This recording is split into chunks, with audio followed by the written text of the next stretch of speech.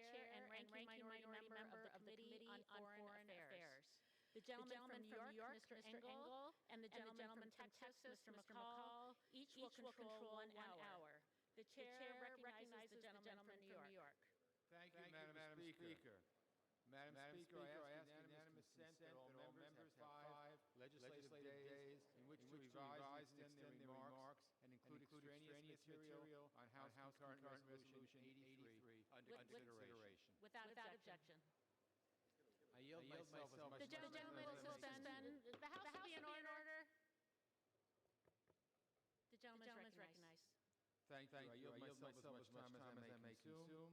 And we're here this afternoon so that this body can exercise one of its most important constitutional responsibilities, deciding whether or not this country will wage war, whether or not we'll check an executive that has brought our country to a dangerous brink.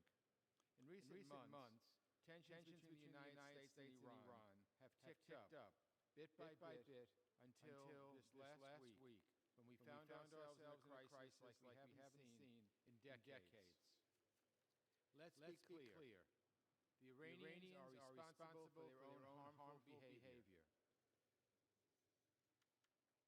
We know this is a regime that underwrites terrorism.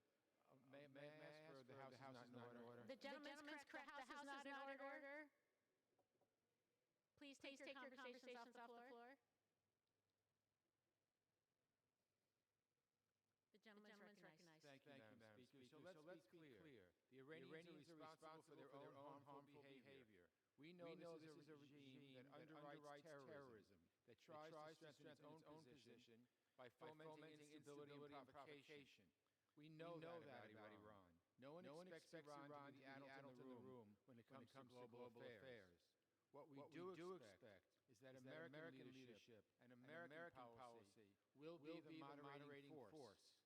So the world was stunned last week when the Trump administration chose instead the path towards escalation with the killing of Qasem Soleimani. We need to be honest about Soleimani. He was a bad guy.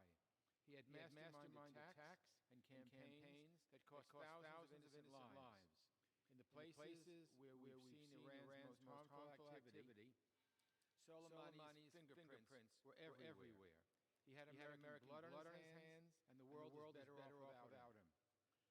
But are we really safer today, as the administration claims, with American citizens told to get out of Iraq as fast as they can, thousands of troops deploying to the Middle East, and eviction notice from the Iraqi government, whose partnership we depend on in the fight against ISIS, Iranian missiles endangering American personnel. It certainly doesn't feel like we're safer, and a poll out today shows the American people agree. In foreign policy, you have to weigh decisions like this.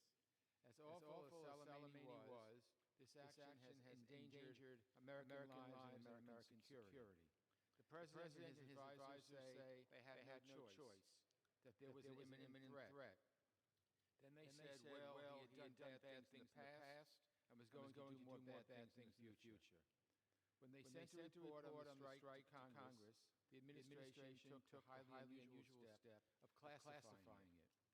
And then yesterday, in a classified briefing, when members demanded to see the evidence that justified the strike, the message from the administration essentially boiled down to this: trust us.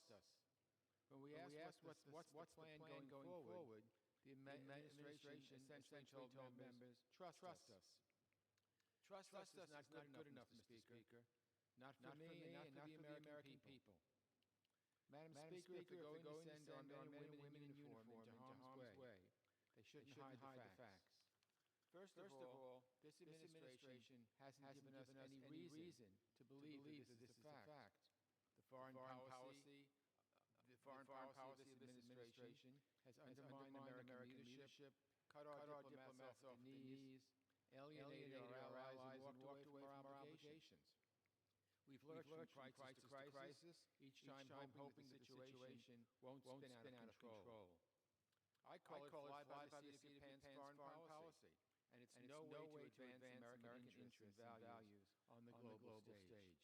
But beyond that, beyond the way this administration has acted, It's not the job of Congress to give any administration its blind trust.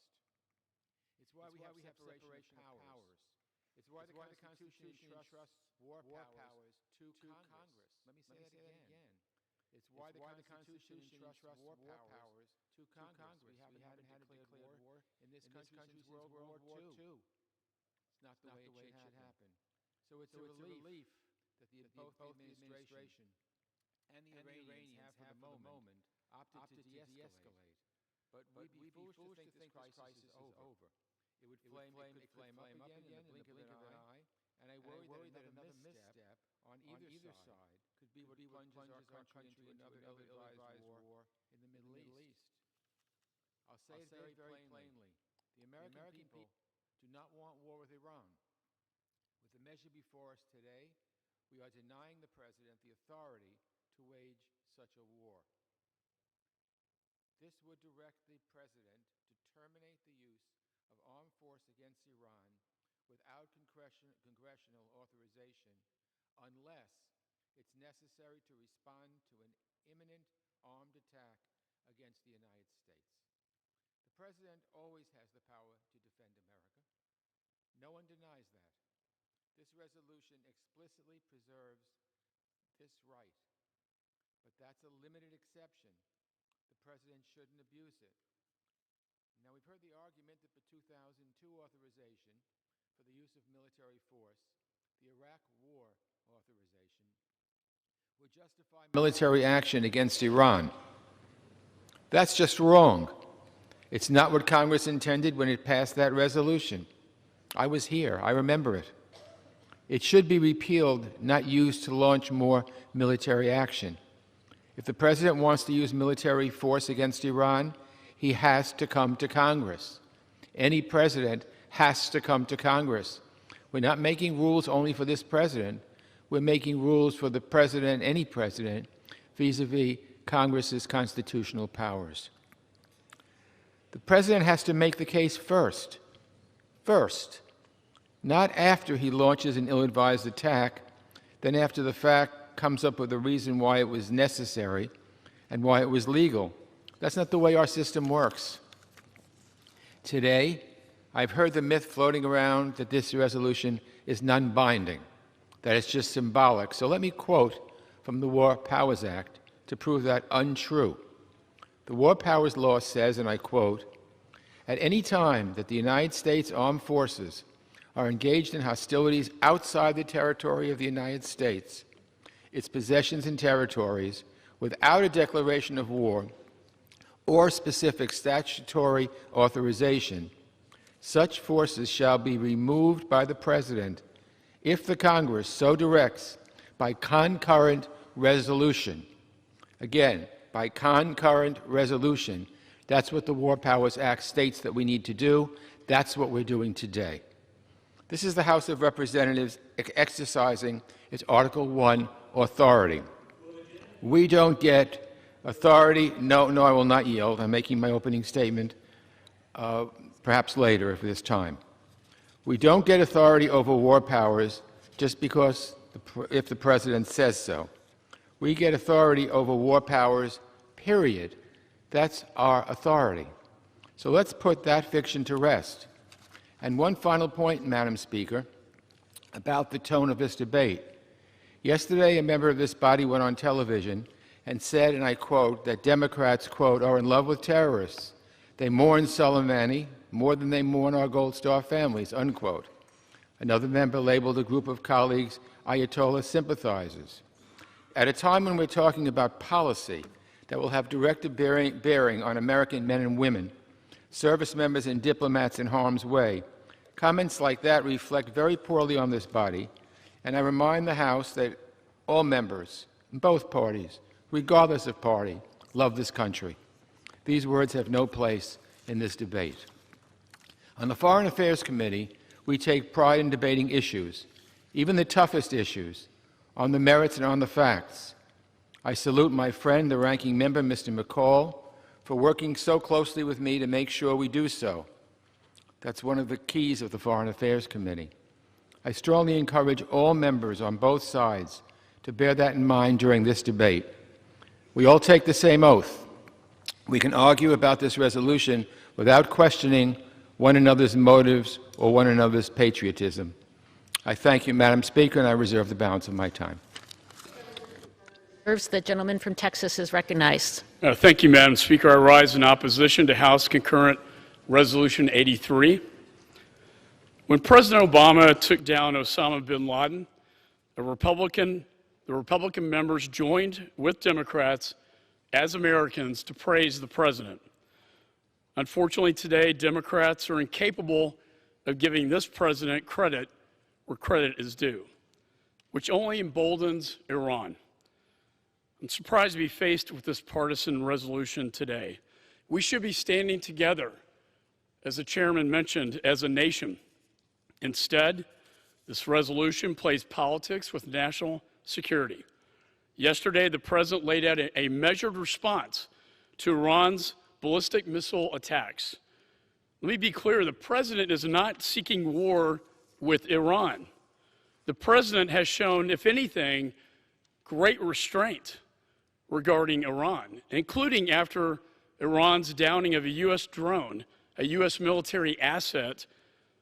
But in their blind contempt for the president, my colleagues are ignoring the assessments of career intelligence and military professionals. Our colleagues on the other side are downplaying the murderous evil of Sulemani, the mastermind of terror in the Middle East for over 2 decades. Sulemani was designated as a terrorist by the Obama administration. He was responsible for the deaths of more than 600 Americans and wounded thousands more.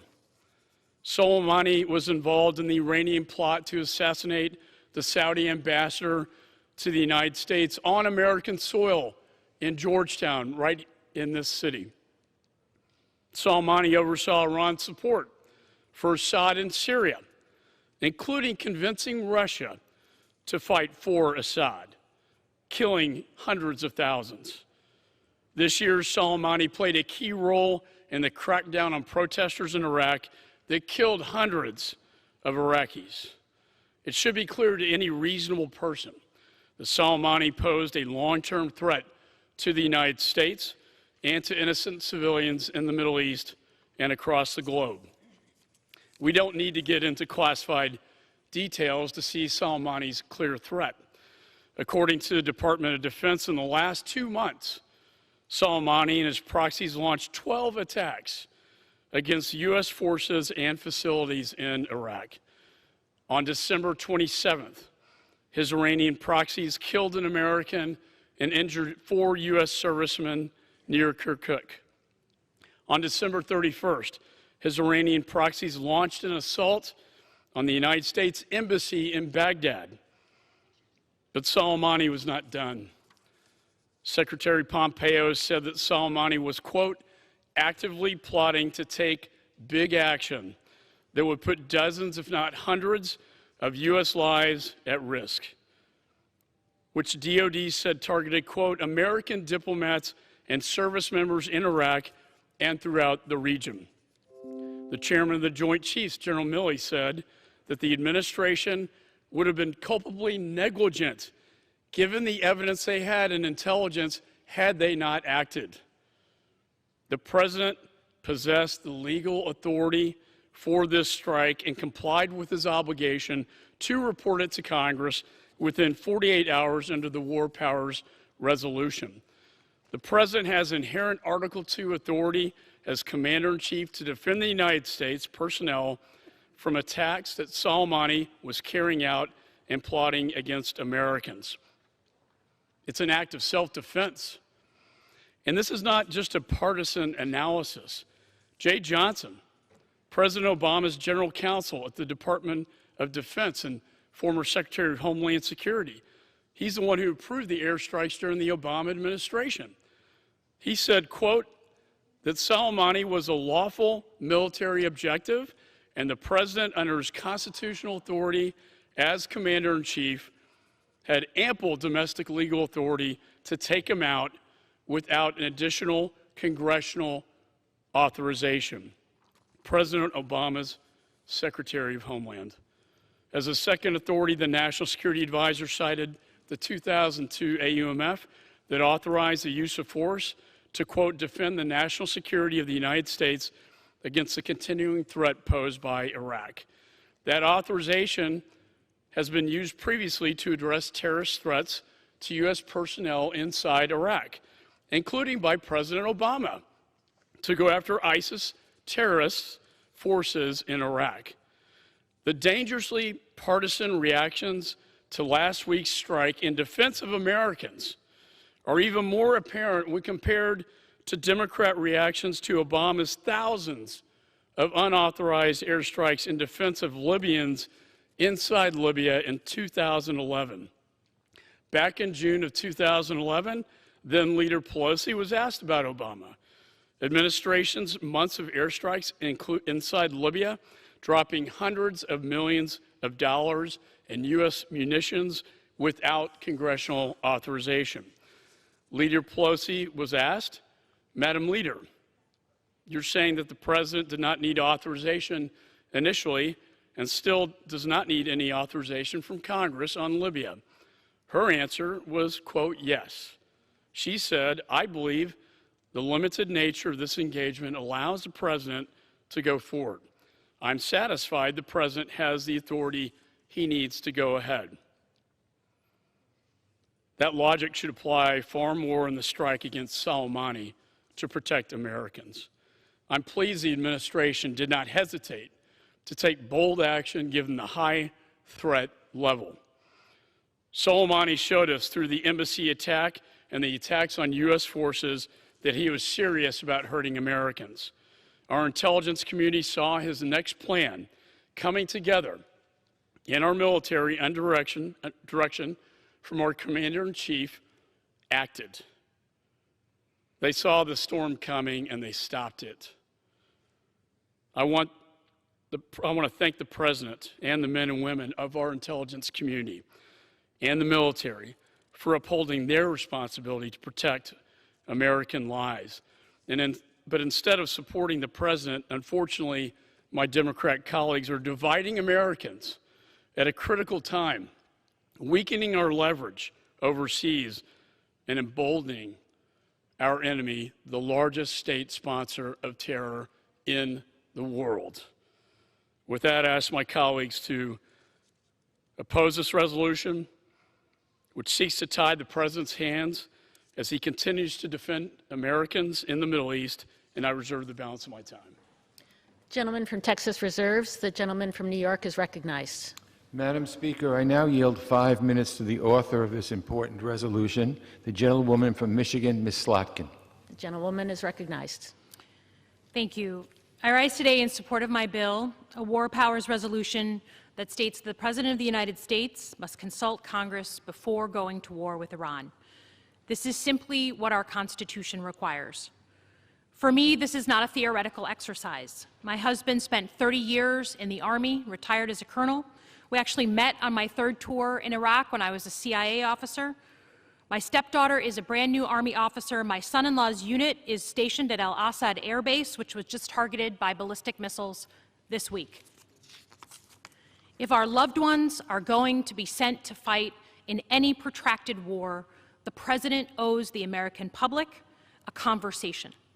The resolution we will be voting on today allows us to start that debate as our founders intended. Let me be clear. The government of Iran is a leading state sponsor of terrorism and engages in a range of destabilizing activities across the Middle East. I have experienced these personally as a former CIA analyst. I served multiple tours on Iraq, 3 tours. My specialty is Iranian-backed Shia militias. I have followed Iran's destabilizing activity in Iraq up close for my entire professional career. I have watched friends and colleagues hurt or killed by Iranian rockets, mortars, and explosive devices.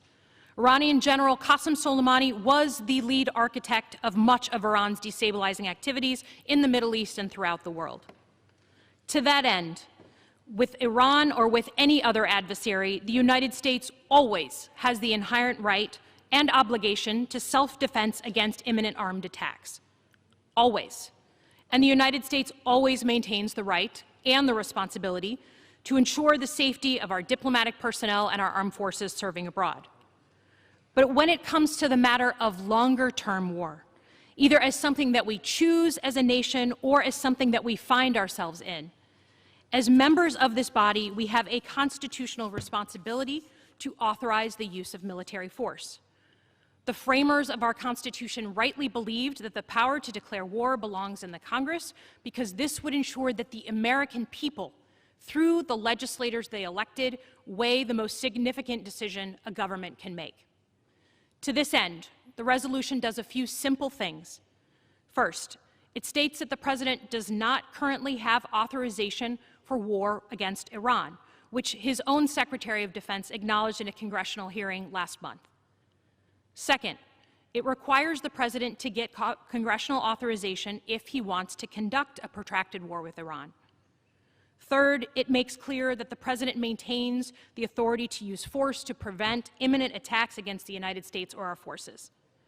As someone who has spent her career in national security, it is extremely important to me that this resolution in no way ties the President's hands or takes away any capabilities from our military commanders to respond in self-defense for ourselves and for our allies. We have been at war for nearly 2 decades, which has spanned both Republican and Democratic administrations, as my colleague pointed out. And in that time, Congress has only voted twice to authorize the use of military force, in 2001 and 2002. Congress has long abdicated its responsibility, as laid out in the Constitution, to make the hard decisions we owe our troops when it comes to authorizing war. We owe it to our military and to ourselves as a nation to open this conversation on the authorization of military force, to provide our troops that clarity, and to abide by the Constitution that we have all sworn to protect. I urge my colleagues, Republican and Democrats, to support this resolution.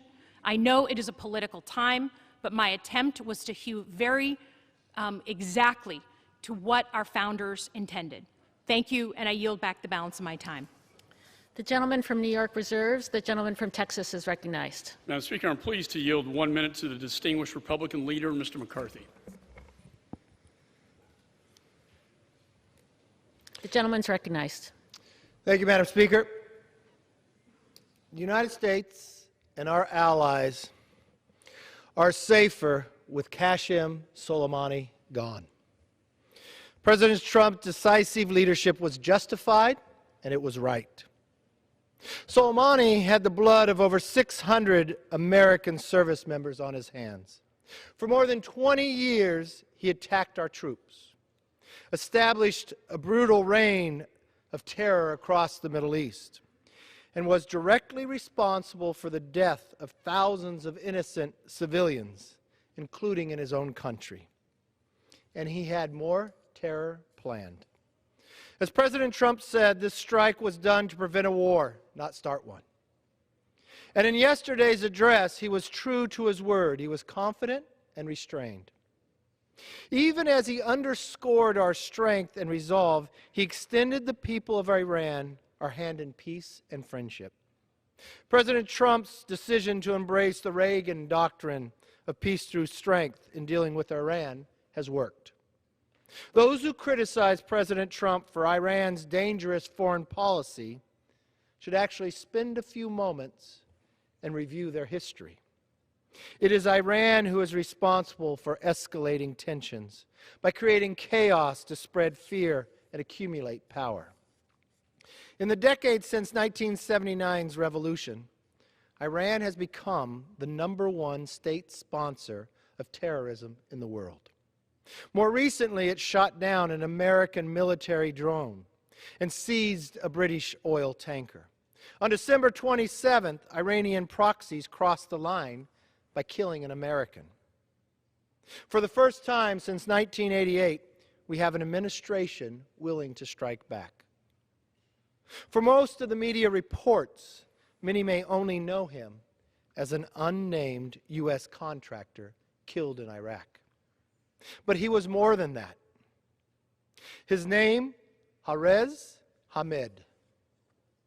He was a husband, he was a father of 2 young sons, and he was a resident of California.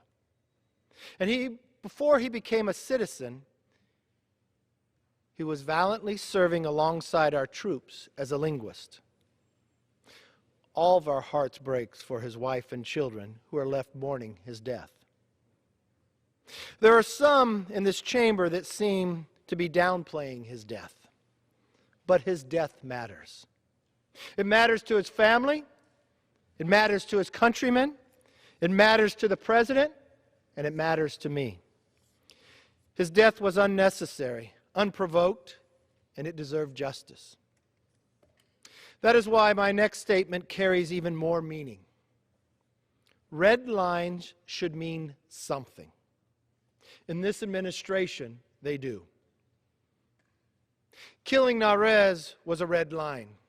Planning to kill Americans is a red line. I'm confident that the right decision was to take out the man responsible for Narez's death and the death of hundreds of other Americans. Iran responded earlier this week by sending missiles to U.S. bases in Iraq. I believe we are all relieved and grateful that there was no American casualties. Iran appears to be pulling back from its strategy of provocation in the face of firm American determination. They seem to understand that de-escalation is the right time right now for them in the world. Now is the time for our country to come together and speak with one voice, not as Republicans, not as Democrats, but as Americans. But instead of working with this administration to continue work towards shared goals, Democrats are using this moment to continue their hatred towards the president. As my colleague and former CIA officer Will Hurd said, he never thought he would see the day that the Iranian government would be able to manipulate members of Congress, Democratic presidential candidates, and the Western media. Yet here we are on this floor today. If President Trump's instinct is to put America first, his critics' instinct is to blame America first. The words of my Democratic colleagues, including the Speaker of the House, blame the United States for attacks Iran has been initiating for the past 4 decades. Now they want to limit the president's ability to defend America. That's just dangerous. And I want to clear up some news, Madam Speaker, that I actually even recently heard on this floor. I would probably consider it fake news that Democrats have told American people. Contrary to their claim, the resolution before the House today is non-binding. It is called a concurrent resolution. This resolution, if passed, won't go to the President's desk for signature. It won't have the power of law. Madam Speaker, I heard the chairman try to talk and try to claim that this had power. I know we have 3 co-equal branches of government. Madam Speaker, I think the chairman should actually look what the Supreme Court ruled on the Chadha case. That concurrent resolutions are unconstitutional as a means to limit the executive branch. I think I may need to read it twice, so let's do that. In fact, the Supreme Court ruled that in the Chadha case, the concurrent resolutions are unconstitutional as a means to limit the executive branch. The purpose of a concurrent resolution is to deal with mundane housekeeping matters in Congress. Now, I want you to know, so everybody understands, what have we used? Their actions are shameful and are embarrassing, even by the low standards they set in their impeachment inquiry. They seem to have forgotten that we are not the House of Resolutions. We're actually the U.S. House of Representatives. Our job isn't to debate feelings. Our job isn't to make recommendations. We're actually elected to have a job is to make law. But that is not how we are spending our time today. This resolution has as much force of law as a New Year's resolution. It is nothing more than a press release to appease their socialist base. But what message is it sending to Iran? That we are strong, determined, and united as a country? Or that we are divided, short-sighted, and weak? Madam Speaker, in war, resolution, and in peace, goodwill. Winston Churchill wrote those words after he led Britain to victory in the Second World War. They described what he believed were the right actions for great leaders to take at history's defining moment. We should keep Churchill's words in mind today. President Trump clearly has. Because of President Trump's leadership, the United States and our allies are safer today than we were exactly 1 week ago. Petty politics are wrong for the country, especially now. Not liking President Trump is not an excuse for failing to see this president and his administrations have a sensible and deeply American strategy for dealing with Iran.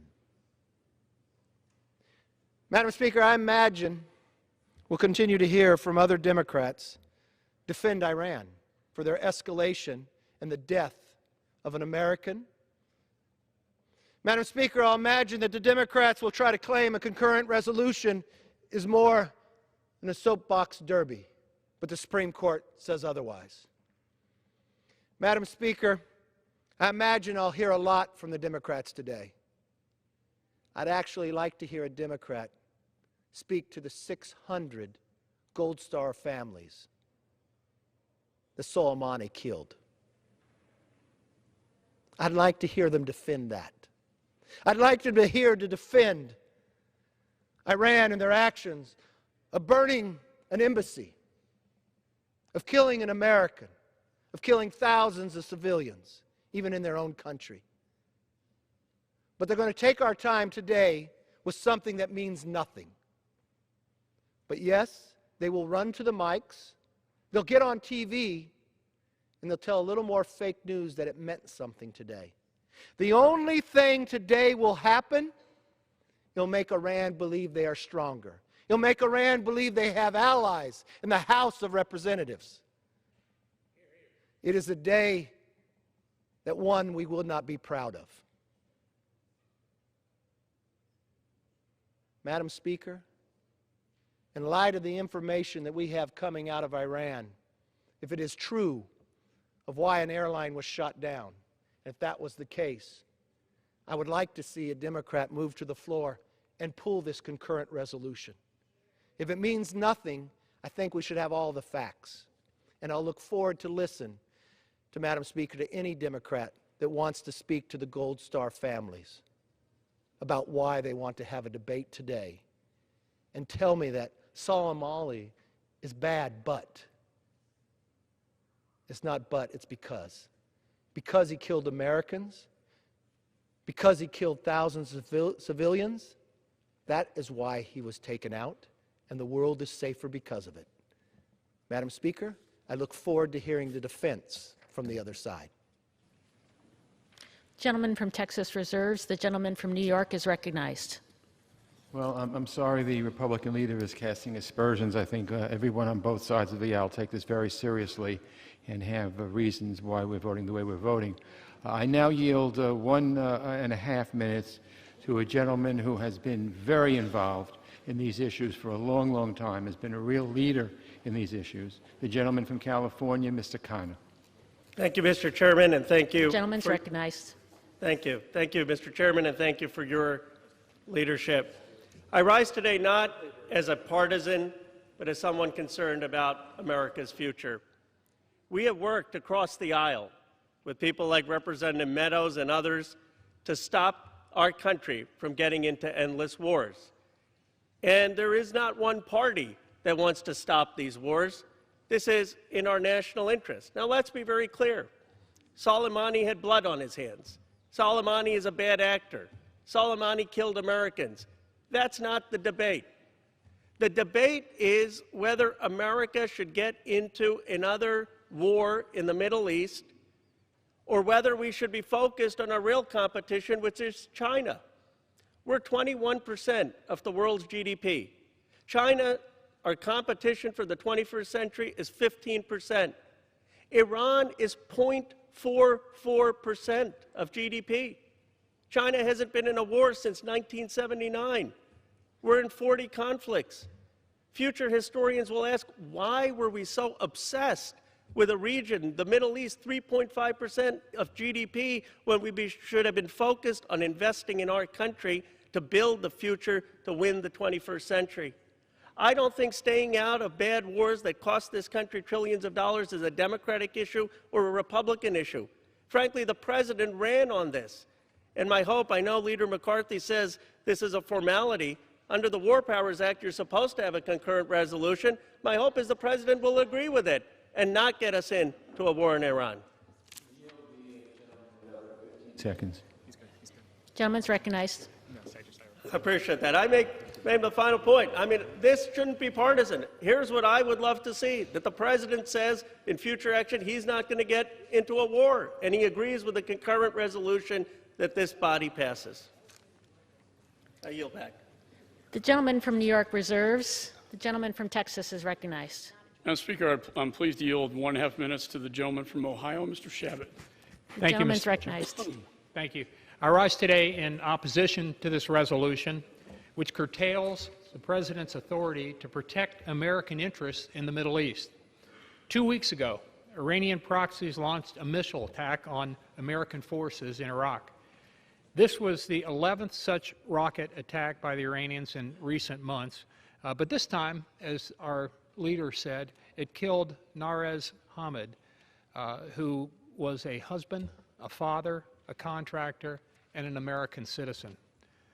The man behind this attack and additional attacks that were being planned and that were imminent was the terrorist mastermind, Qasem Soleimani, who was responsible for the deaths, as we've heard, of at least 600, probably many more Americans, and for thousands of others in that part of the world, and for causing destabilization throughout the entire region. For years now, Soleimani had been leading Iran's shadow war against us and against our allies. In targeting Soleimani, President Trump took bold, long overdue action, and he ought to be supported for this decision, not criticized. This resolution, by condemning even limited military force and limited action, would essentially tie the President's hands behind his back as he tries to counter Iran's shadow campaign against us. It makes no sense, this resolution, and I would strongly urge my colleagues to oppose it and vote against it. I yield back. Gentleman from Texas reserves. The gentleman from New York is recognized.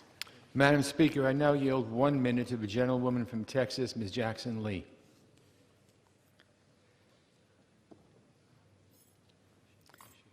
The gentlewoman is recognized.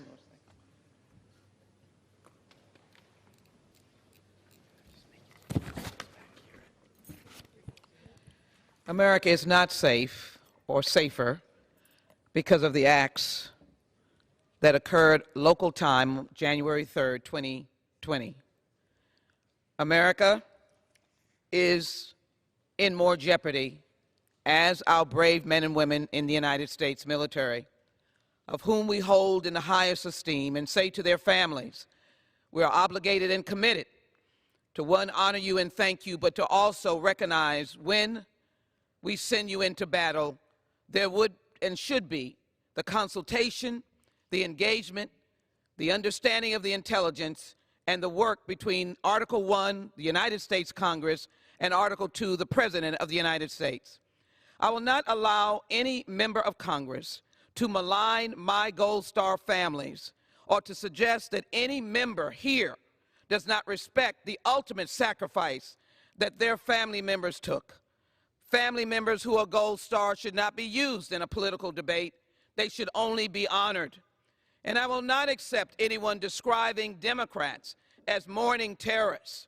What I will say... Additional 15 seconds. Gentlewoman's recognized. recognized. What I will say is that nothing in this resolution speaks to any named person. It says that this body must adhere, this Congress, to its duty to be able to ensure that the President of the United States does not unilaterally take us into war with Iran. We will not stand for it, and it does as well say that my resolution in the gentlewoman's time has 2002 expired. indicated we should not have gone to war in Iraq. I yield back. The gentleman from New York reserves. The gentleman from Texas is recognized. Madam Speaker, I'm pleased to yield 1.5 minutes to the gentleman from South Carolina, Mr. Wilson. Gentleman's recognized. Thank you, Madam Speaker. This week, universally respected Senator Joe Lieberman, a Democrat, provided an extraordinary op-ed in the Wall Street Journal. Quote, President Trump's order to take out Sulemani was morally, constitutionally, and strategically correct. No Americans can dispute that Sulemani created, supported, and directed a network of terrorist organizations that spread havoc in the Middle East. In Syria, more than 500,000 Syrians have died. During the Iraq War, Sulemani oversaw 3 camps in Iran, trained fighters, having killed more than 600 American soldiers. The claim that President Trump had no authority to order this attack without congressional approval is constitutionally untenable and practically senseless. Democrats should leave partisan politics at the water's edge and stand together against Iran and dangerous leaders like Sulemani. End of quote. Senator Joe Lieberman tells the truth. We must resist death to America, death to Israel. Our sympathy to the family of Norris Hamid, an Iraqi-American Muslim from California who was murdered by the Sulemani financed terrorist 13 days ago. I yield back. Gentleman from Texas reserves. The gentleman from New York is recognized. I now yield 1 minute to a valued member of the Foreign Affairs Committee, the gentleman from Virginia, Mr. Connolly. Gentleman's recognized. Thank you, Madam Speaker, and I thank the distinguished chairman. I rise in support of H.Con. Res. 83, directing the President to cease military hostilities against Iran. Last week, President Trump ordered a provocative and disproportionate drone strike, killing Quds Force Commander Major General Qasem Soleimani. Soleimani was a malign actor who masterminded the killings of many U.S. soldiers, but assassinating him has unleashed the dogs of war. Iran launched a dozen ballistic missiles against 2 U.S. military bases in Iraq, and we must be prepared for further Iranian retaliation. These threats stem from the President's fatal and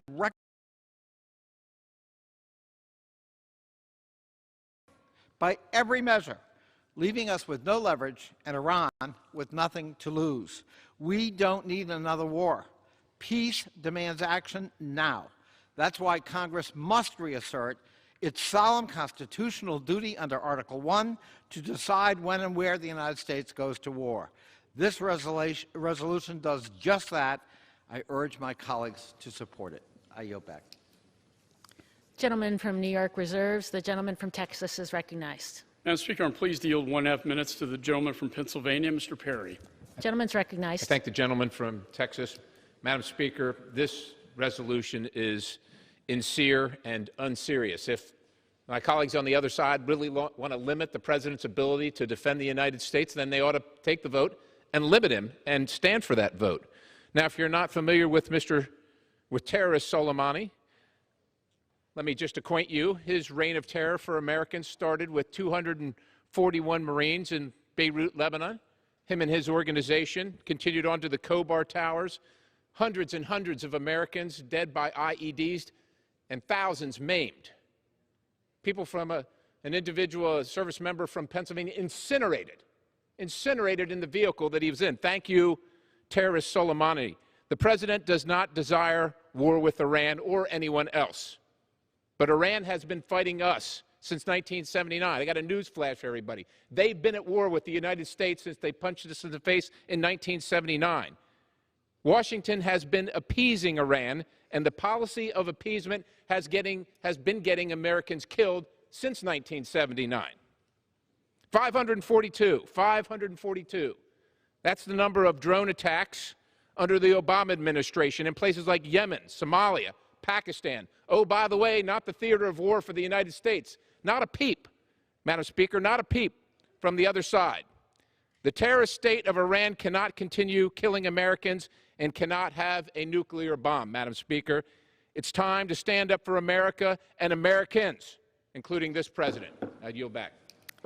Gentleman from Texas reserves. The gentleman from New York is recognized. I now yield 2 minutes to a longtime valued member of the House Foreign Affairs Committee, the gentleman from California, Mr. Sherman.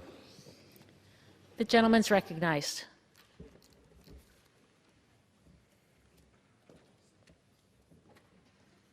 This resolution imposes extraordinary restrictions on this president, an extraordinary president who needs extraordinary restrictions.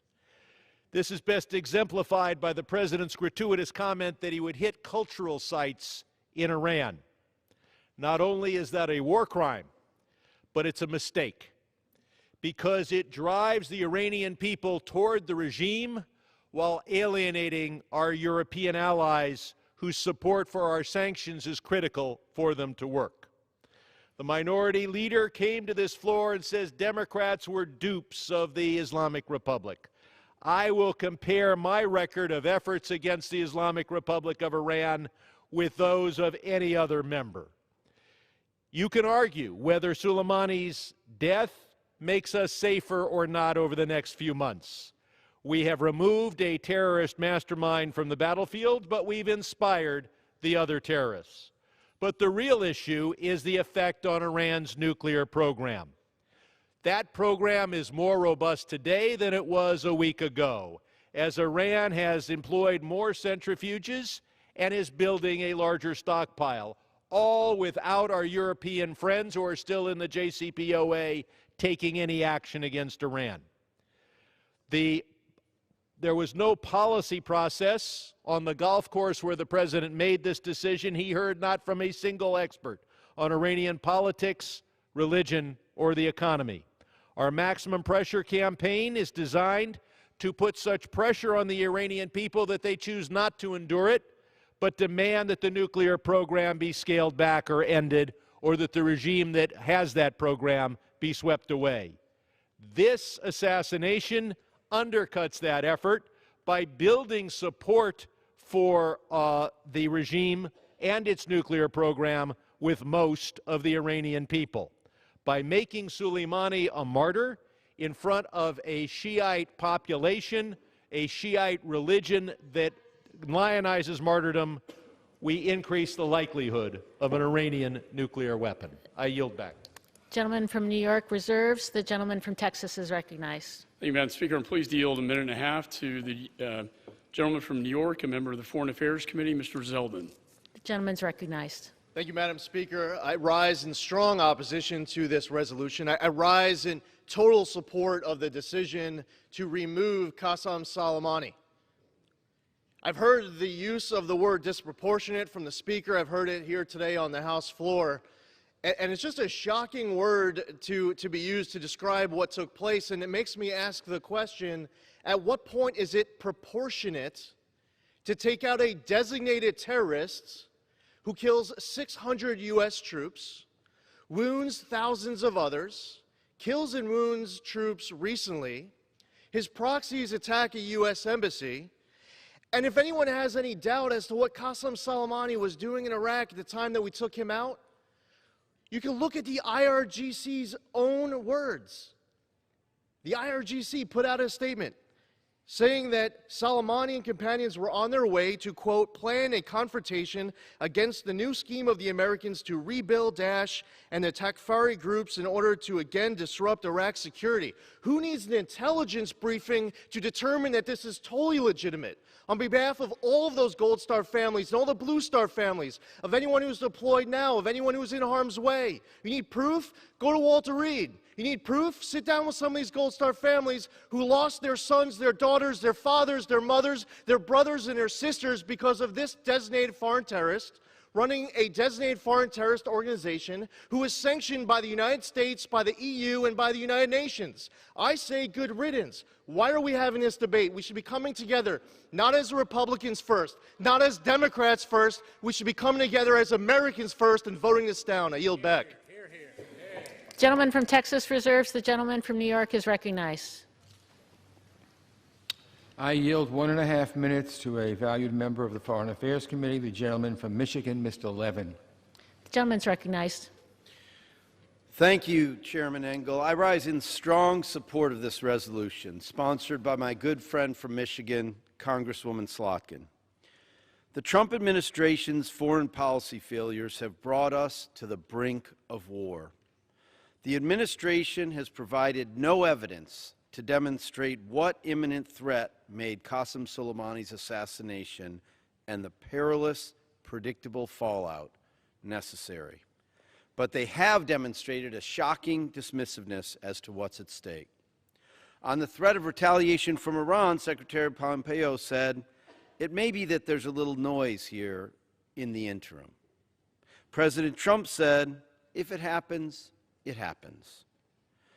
To the parents who are worried sick about their kids serving in the Middle East, it isn't a little noise. Their children's lives are at stake. Those stakes make today's vote necessary. The question before us is simple. Can we let this president drag us into another war that will cost billions of taxpayer dollars and, most importantly, American lives? Will we, at long last, stand up and fulfill our constitutional duty to make decisions on war and peace? I urge my colleagues to vote for this resolution, and I yield back the balance of my time. Gentleman from New York reserves. The gentleman from Texas is recognized. Madam Speaker, I'm pleased to yield 1.5 minutes to the gentlewoman from Missouri, Ms. Wagner. Gentlewoman is recognized. I thank our ranking member. And Madam Speaker, I rise today in strong opposition to the Democrats' dangerous resolution to undermine our national defense and allow unchecked Iranian aggression against the United States and our allies. This resolution intends to cripple our ability to protect American soldiers serving in the Middle East and attempts to forbid the use of force against Iran, even if they are attacking Americans. I am shocked and saddened by the partisanship of this chamber. I was proud when former President Obama succeeded in his decision to kill Osama bin Laden in Pakistan. I am proud that President Trump ended Qasem Soleimani's brutal reign of terror that killed and maimed countless Americans and coalition forces and threatened many more to come. But instead of uniting behind the president's defensive decision to strike one of the world's most powerful terrorists who was organizing attacks against Americans in Iraq, I want entered into the record, Madam Speaker, these pictures from the Military Times of the assault and the burning of our embassy in Baghdad. I would like them entered into the record. Objection. Instead, many Democrats are arguing that the American president himself is guilty of aggression and escalation. This, Madam Speaker, is unconscionable. I agree with the president that attacking Americans is never acceptable, and Iran should be held to account. When American lives hang in the balance, Article 2 of the Constitution empowers the president to use force to protect and defend our country. I urge my colleagues to oppose this egregious partisan farce, and I yield back. Gentleman from Texas reserves. The gentleman from New York is recognized.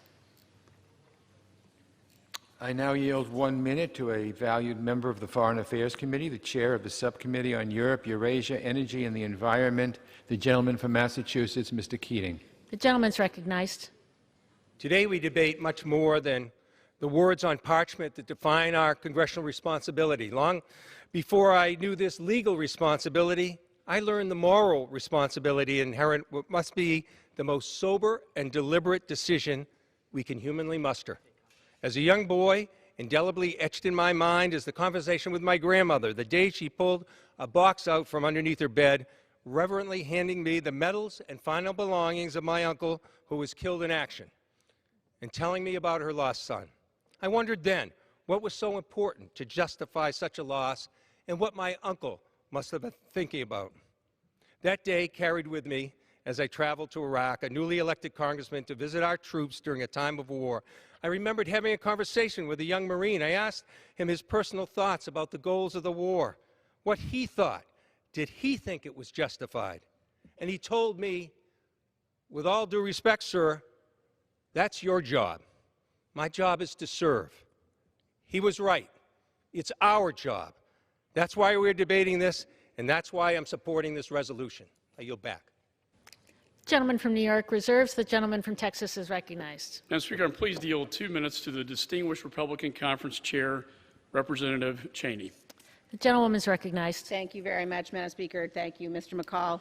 Madam Speaker, the measure before us is an unconstitutional political stunt meant to undermine the President of the United States. It will not become law, but it will embolden Iran. The Speaker and my colleagues who support this resolution ought to admit to the American people what they are doing. That is undermining United States defense policy towards Iran. Qasem Soleimani, the lead architect and overseer of Iran's web of terror, is dead. This terrorist was responsible for the deaths of hundreds of American service members, the killing of an American citizen in Iraq just 2 weeks ago, and the recent assault against our embassy in Baghdad. He was engaged in planning for further deadly attacks. But the Democrats in this body are so consumed by their hatred of President Trump that they will not even stand with him in support of the killing of the world's deadliest terrorist. Instead, they have suggested a moral equivalence between the United States and Iran. The Speaker of the House even blamed America, describing the killing of Soleimani as, quote, an unnecessary provocation. Madam Speaker, what is a provocation is the introduction of this resolution, which sows doubt about American resolve. It makes war more, not less, likely. I urge my colleagues to stand united as Americans, to put partisan stunts aside, and to oppose this dangerous resolution. Thank you, Madam Speaker. I yield back. The gentleman from Texas reserves. The gentleman from New York is recognized. I now yield 1 minute to the gentlewoman from Minnesota, Ms. Omar. Gentlewoman's recognized. Thank you, Chairman. This administration says starving the Iranian economy is in defense of human rights, when it is an abuse of them. That withdrawal from the nuclear deal was a demonstration of American leadership, when it is an abandonment of it. Escalation is de-escalation. War is peace. In fact, they're asking us to deny reality. The reality is that families of American soldiers and diplomats are being kept awake at night worrying. The Iraqi people who've suffered decades of unjust war are now unjustly suffering as their country becomes a battleground in a proxy war. The Iranian people have suffered because of maximum pressure and will suffer because of this escalation. John Quincy Adams said, "America goes not abroad in search of monsters. America's glory is not dominion, but liberty." This administration has gone abroad in search of monster to destroy. May God show us the way to freedom, independence, and peace. I yield back. Gentleman from New York reserves. The gentleman from Texas is recognized. Madam Speaker, I'm pleased to yield 2 minutes to the gentleman from Florida, a member of the Foreign Affairs Committee, Mr. Mast. Gentleman's recognized. Make no mistake, Madam Speaker, this resolution is about the killing of Soleimani. He was a terrorist, no different than al-Baghdadi, than Zelkari, than bin Laden, than Khalid Sheikh Mohammed. He was the head of a designated terrorist organization, no different than ISIS or al-Qaeda. And he was responsible for the deaths of our men and women. And I know most in here haven't seen or smelled or touched that kind of death, but let me tell you about it. They were burned alive inside of their Humvees. Their lungs were scorched by the flames of the explosions. The vehicle fragments were blown into their skulls. Some of them were paralyzed. Some of them had their arms blown off. Some of them had their legs blown off. Some of them will never see again. Some of them will never be recognized again by those who knew them previously. Each and every one of them, they are the credible explanation for deleting this terrorist target from our world. And no doubt, it is dangerous to take out a terrorist target. But a coward is somebody who lacks the courage to endure danger. And this is the fundamental difference in voting yes or no here. If you vote no, you understand that we would be justified to kill 100 Soleimanis for just one of our heroes that have been killed by him, and the danger would be worth it. For those who vote yes, they see that he has killed hundreds of our service members, but can still not find the justification to kill him because, unlike our fallen heroes, they lack the courage to endure danger. I yield back. Gentleman from Texas reserves. The gentleman from New York is recognized. I now yield 1 minute to a valued member of the Foreign Affairs Committee, the gentleman from Maryland, Mr. Trone. Gentleman's recognized. Thank you. I rise today in opposition to an unnecessary war with Iran in support of this resolution. Today, the question before us is, are the American people more safe or less safe after the killing of Qasem Soleimani? As a member of the Foreign Affairs Committee, I have significant concerns about the administration's inability to answer this question and communicate a coherent strategy to avoid war and keep us safe. The American people have seen no evidence that killing Soleimani was the result of an imminent threat, no evidence of a discernible political plan for our policy toward Iran moving forward. Questions of war and peace are the most fundamental of the issues that come before this Congress. They require deliberate and thoughtful decision-making. This action by the administration was not that. I urge my colleagues to vote in favor of this resolution. I yield back my time. The gentleman from New York reserves. The gentleman from Texas is recognized. Madam Speaker, I'm pleased to yield 2 minutes to the distinguished gentleman from North Carolina, Mr. Meadows. The gentleman's recognized. I thank the gentleman for yielding. I never thought that I would hear on this House floor an apology to the Iranian people for an action that we took that was justified, taking out our terrorists. I cannot believe it. And yet we just heard that on this House floor. We have a gentleman who gave his legs in service to this country, and yet we're apologizing to the Iranians? With a non-binding resolution that is nothing more than a press release, Madam Speaker. It has no effect. It doesn't do anything. In fact, the Supreme Court says that. They know that. All they're doing is trying to get a press release to keep them from having a primary opponent. This is sad, a sad, sad day. And yet here we are having another speech to try to take on the President of the United States for actually taking out a terrorist. I would ask my colleagues opposite, how many Americans does a terrorist have to kill before they join with us? Is 600 not enough? Does it have to be 1,000, 10,000, a million?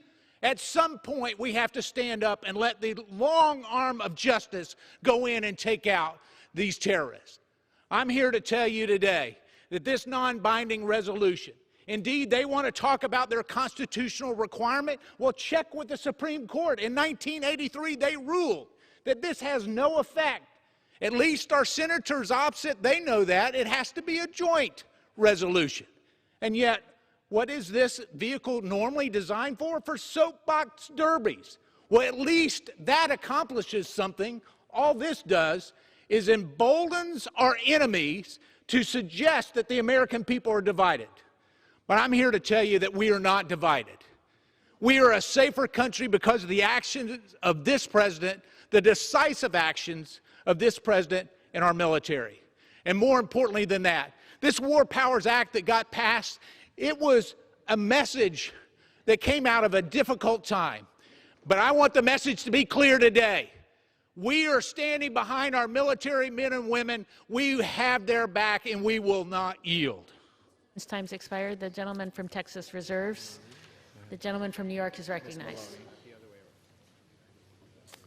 Thank you. Let me remind my friend that we too cherish our military and also have their backs. I now yield 1 minute to the chairwoman of the Committee on Oversight and Reform, the gentlewoman from New York, Ms. Maloney. The gentlewoman's recognized. Mr. Speaker, I rise today in support of this resolution. Congress has constitutional authority when it comes to one of the most important decisions any of us can make to send our brave men and women of the armed forces into harm's way in service of our country. Recent events demonstrate just how important this congressional role is. When the President decided to strike a high-level Iranian official, he made a decision that was provocative in the strongest sense of the word. And he did that without any meaningful congressional consultation. The information that we have received is woefully insufficient, including the notification and the briefing provided by senior officials yesterday. Congress and the American people have no assurance that the President is acting as part of a well-thought-out strategy that makes Americans safer rather than sets us on a war path. I am deeply opposed to an unauthorized war with Iran. That is why I support this resolution, which reiterates that only Congress can declare war and that we have not done so here, and I yield back. Gentleman from New York reserves. The gentleman from Texas is recognized. Thank you, Madam Speaker. I'm pleased to yield a minute and a half to the gentleman from Pennsylvania, Mr. Rushenthaler. The gentleman's recognized. Thank you, Madam Chair. I oppose this dangerous resolution. Iran has been at war with us for 40 years. They held Americans hostage in Tehran. They murdered our Marines in Beirut. They killed hundreds, if not thousands, of American service members in Iraq. And in recent months, Iran shot down a U.S. drone, they killed an American citizen, and they organized an attack on our embassy. So let's be clear. General Soleimani was the mastermind behind these attacks. Soleimani was in Iraq planning imminent attacks on our service members, our diplomats, and our Iraqi allies. Soleimani was an enemy combatant and a lawful target. As a Navy JAG, I prosecuted terrorists in Iraq. I was actually stationed right across from our embassy in Baghdad. And I witnessed these threats on our own forces. And so I applaud President Trump. I applaud our warfighters. I applaud our intelligence community for reaching an incredible outcome against Iran. Soleimani's death was a win for America, for freedom, and for peace. And in supporting this resolution, Democrats are choosing to stand with their far-left radical base rather than standing up against Iran. Thank you, and I yield back. Gentleman from Texas reserves. The gentleman from New York is recognized. It's now my pleasure to yield 1 minute to the gentleman from California, Mr. Schiff. The gentleman's recognized. 2 minutes. I'm sorry. 2 minutes. The gentleman's recognized. Thank you, Madam Speaker. I rise in support of the resolution. Article 1, Section 8 of the Constitution grants Congress the power to declare war. This was not a matter of great controversy among the founders, because going to war is the most portentous decision that a nation can make. And in our democracy, it is a decision to be undertaken by the people through the Congress and not by one person. We are all enormously grateful that no U.S. personnel were killed in Iran's missile strikes, and I hope that the President will take advantage of the momentary calm to de-escalate the situation. But we cannot assume peace will hold indefinitely because of the impulsive actions of this President, which have so often brought us to the brink of war. Qasem Soleimani was a malign force responsible for the death of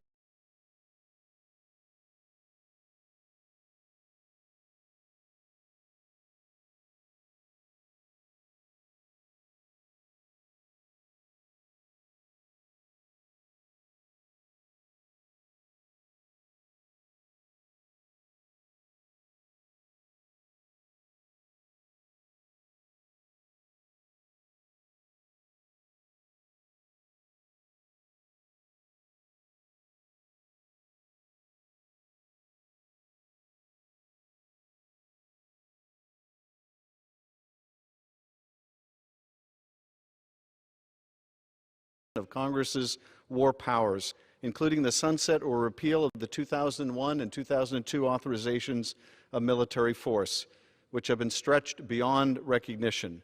It is past time for Congress to do our job and not simply write the executive a blank check. I urge a yes vote on the resolution and yield back. The gentleman from New York reserves. The gentleman from Texas is recognized. Madam Speaker, I'm pleased to yield a minute and a half to the gentleman from Kansas, Mr. Watkins. The gentleman's recognized. Thank you, Madam Speaker. Madam Speaker, I spent somewhere around 8.5 years in conflict environments, post-conflict environments between Iraq and Afghanistan, and in all that time I knew many people who suffered at the hand of Qasem Soleimani. One in particular takes me back to 2006 or 7. I was smoking and joking at the embassy in Baghdad. Shortly thereafter, I was doing so with a friend, really a brother, a West Point classmate, who shortly thereafter went out on a mission, ultimately was killed in a complex attack perpetrated by Qasem Soleimani.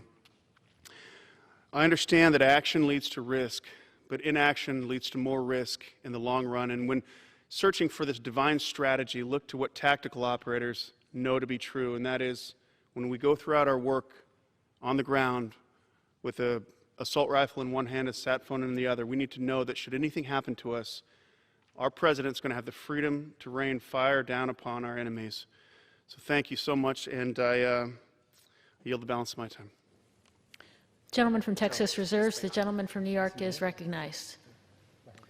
It's now my pleasure to yield 1 minute to an esteemed member of the Foreign Affairs Committee, the gentleman from New York, Mr. Espaillat. The gentleman's recognized. Thank you, Madam Chair. I rise in support of the resolution. Without a coherent strategy, such actions as the recent ones that occurred in Iraq present a dangerous move forward for the United States engaging in a war that the American people do not want. Today, we move to reclaim power that the executive branch has tried to usurp from Congress. We assert our constitutional authority to determine if the country ought to go to war.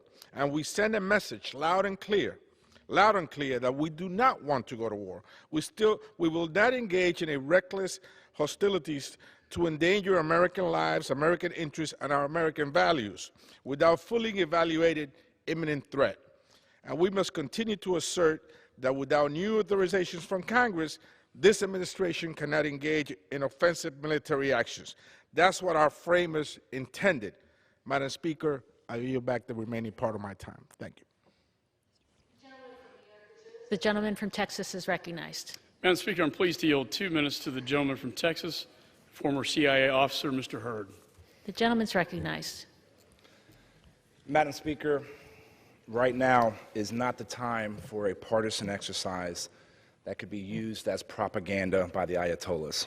Instead, Congress should be united in condemning a regime that has been attacking America and our allies for 40 years. Qasem Soleimani was the head of the most dangerous and well-armed terrorist organization in the world, and his death has removed a major terrorist leader off the battlefield. This decision followed repeated rocket attacks by Iranian proxies on American forces in an attempt to storm our embassy in Baghdad. This decision was based on intelligence that our chairman of the Joint Chiefs of Staff has described as compelling, imminent, and very clear that Soleimani was planning attacks against our troops. This is an assessment with which I concur. No one wants another war in the Middle East. Instead of tying the hands of our military, we should be sending a strong message to the Iranian regime that there will be consequences for their reign of terror, and we will protect our citizens at all costs. The Iranian regime has killed over 600 American troops in Iraq. They have killed over 1,500 of their own people for peacefully protesting. And they have lied to the world about their nuclear arsenal. Appeasing them will only make future conflict and bloodshed more likely. That's why I wish today, instead of this partisan exercise, that we were sending to the government of Iran a clearer message that no elected official in America is supported of its behavior. I yield back the balance of my time. The gentleman from Texas reserves. The gentleman from New York is recognized. I yield 1 minute to the gentleman from Oregon, Mr. DeFazio. The gentleman's recognized. Thank you, Chair.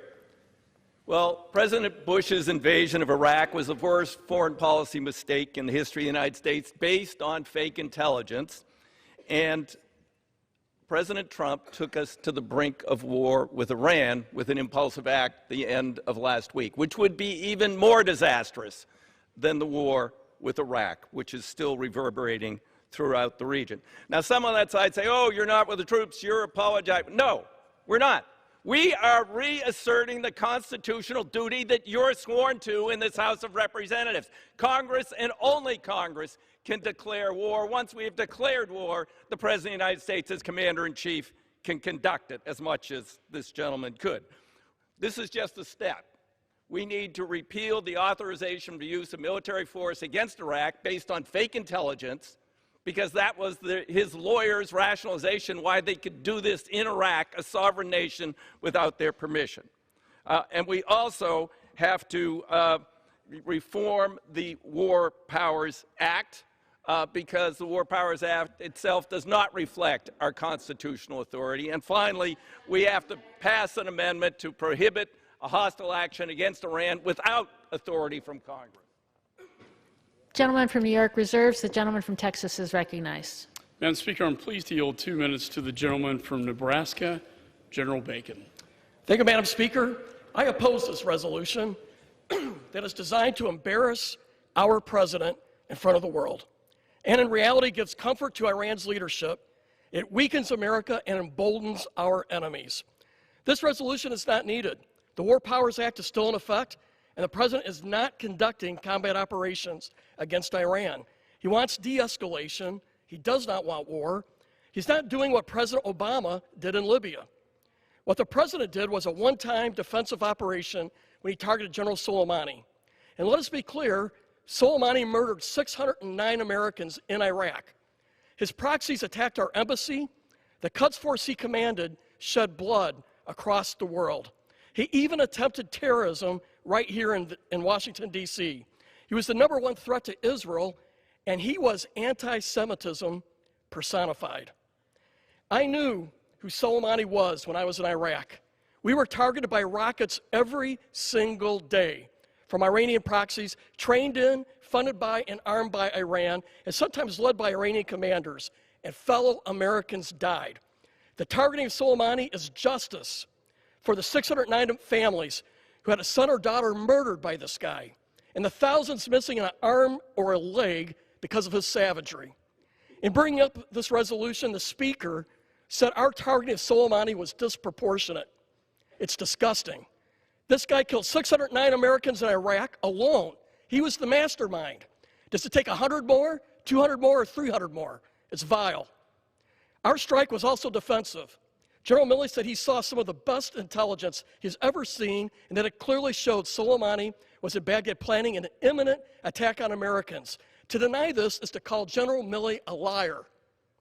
This resolution weakens America and gives hope to the Ayatollah that we don't have the resolve to stand up to these attacks. A house divided will not stand. I pray wise leadership prevails, that we unify to oppose Iranian terror that murdered hundreds of our fellow citizens. I yield.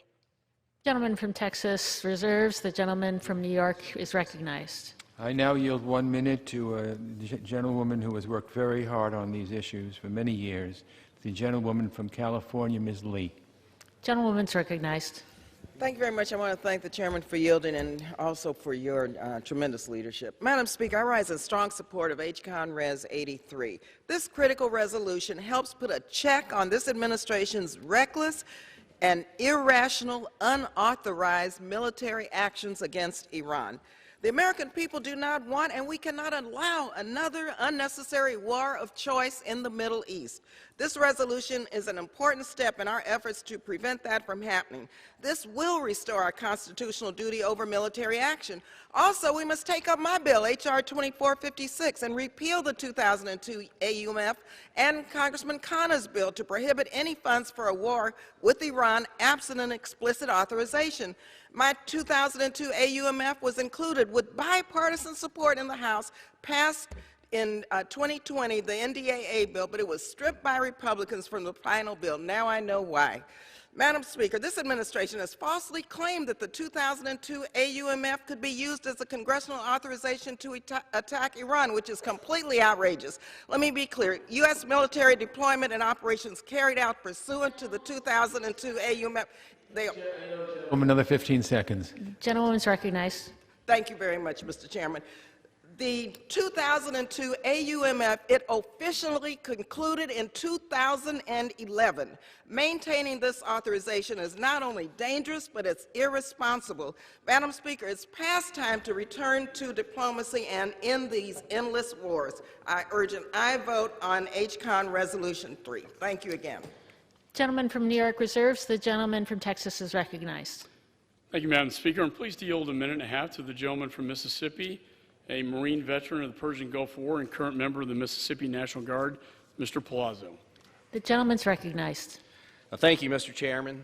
Madam Speaker, I rise today in strong opposition to this resolution. Let's be clear with the American people. Democrats wrote this bill before being briefed by senior intelligence officials on the strike that eliminated Soleimani, a well-known terrorist.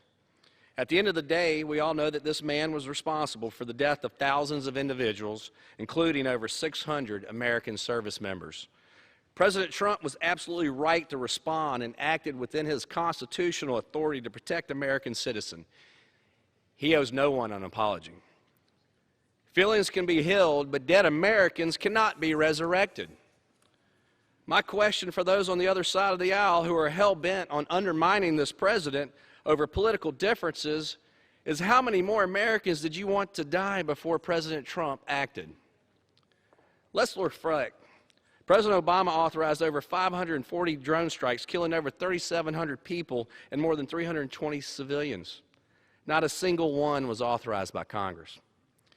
As a veteran and a member of our United States military, I am ashamed at the behavior I am witnessing now. Our military deserves better, and so do the American people. During a time where our country should unite behind our commander-in-chief, this resolution turns us against ourselves. I support our men and women in uniform and hope my colleagues on the left will come to their senses to do the same. I yield back.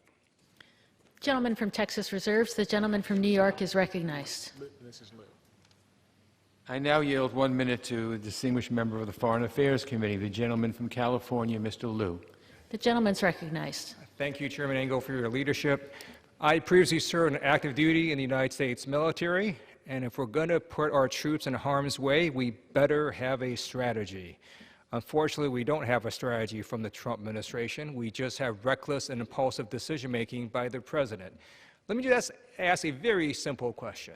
What are our goals with Iran? Is it to get them to come back to the negotiating table on the nuclear program? Well, we're further away from that goal now because they've announced they're no longer going to abide by limits on their nuclear program. Or is the goal to get their regime to collapse? We're further from that goal too because the Iranian people who previously were protesting their government are now rallying behind their leadership. Or is the goal to work with our allies to contain Iran? Well, we're further away from that goal too because the Iraqi parliament just voted to kick us out of their country. We are less safe now than we were a week ago. Vote yes on this bipartisan resolution. I yield back. The gentleman from New York reserves. The gentleman from Texas is recognized. Thank you, Madam Speaker. I'm pleased to yield 1 minute to the gentleman from South Carolina, Mr. Duncan. The gentleman's recognized. Thank you, Madam Chair. You know, many of the senior leadership on the other side of the aisle voted for the 2002 AUMF on Iraq, including the chairman of the Foreign Affairs Committee, the majority leader, and the chairman of Intel. The AUMF in 2002 gave this president every bit of authority he needed to go after a terrorist in Iraq. In fact, the terrorist that he killed, Sulemani, was designated under Barack Obama Executive Order 13224 as a specially designated global terrorist in 2011. Where was the outrage when President Obama was using the same AUMF as justification for dropping bombs in countries like Yemen or Syria, or violating the sovereign airspace of Pakistan, which we all agreed with, but violated the airspace of Pakistan to go in and kill Osama bin Laden? We were fine with that. This is a specially designated global terrorist who deserved the death after he was responsible for 600+ American deaths. This is an atrocious The gentleman's time's expired. act, and I yield back. The gentleman from Texas reserves. The gentleman from New York is recognized. I now yield 1 minute to the gentleman from Kentucky, Mr. Massey. The gentleman's recognized. Thank you, Mr. Chairman. Madam Speaker, there's 2 times we're going to be called to account for our votes here in Congress. One is at our next election. The other is when we draw our last breath of air. I'm more concerned about the latter myself. This vote isn't about supporting or opposing President Trump. I voted for President Trump. I plan to vote for President Trump again. This vote is about exercising our constitutional authority, but more importantly, our moral obligation to decide when and where our troops are going to be asked to give their lives. Congress needs to do more of what we're doing here today. We need to debate our involvement in Afghanistan, and then we need to bring our troops home. We need to debate our involvement in Iraq, and then we need to bring our troops home. And we certainly don't need another war, and if we do go to war, It needs to be with the blessing and the support of the people and a mission that our soldiers can accomplish. And we do that by following the vision of our founding fathers. We debate it here on the floor of the House. That's what this resolution is about. I urge my colleagues to vote yes, and I yield back. The gentleman from New York reserves. The gentleman from Texas is recognized. Madam Speaker, I'm pleased to yield 2 minutes to the distinguished Republican whip, Mr. Scalise. The gentleman's recognized. Thank you, Madam Speaker. I thank my colleague from Texas for yielding. And I rise in strong opposition to this resolution. And if you look at what they're attempting to do, there's been a lot of talk about the 2002 AUMF, Madam Speaker. And I'm sure, as Congress has over the years, we'll continue to have a healthy debate over what that proper role should be of Congress as it relates to the 2002 AUMF. But that's not what this debate is about. When you read the resolution, in fact, just by its own name, this is not an act of Congress. This isn't even changing the law. And so if you want to have a sincere debate over what that power should be that Congress gave to the executive branch, then let's have that debate. But don't try to pass some fig leaf resolution that is only intended to try to undermine the president in the middle of a conflict with the world's largest state sponsor of terrorism, Iran. There's no dispute about how bad of an evil terrorist Soleimani was. But yet you hear all of these equivocations. Oh, Soleimani was a bad person, but how can you sit here and try to apologize for the things that he did by saying taking him out was wrong? This world is a safer place with Soleimani gone. And if you want to apologize to anybody, go apologize to the families of those hundreds of men and women in our uniform who are dead at the hands of Soleimani. Not only the people who he had already killed, but the people who he, at the very time of his death, was plotting to kill even more Americans. How much is enough? At what point do we say, take him off the face of this planet so he can't kill more innocent people? That's what was ultimately done. We support President Trump in his efforts at keeping America safe, just like we supported President Obama when he took out Osama bin Laden, another evil terrorist who had the blood of thousands of Americans on his hands.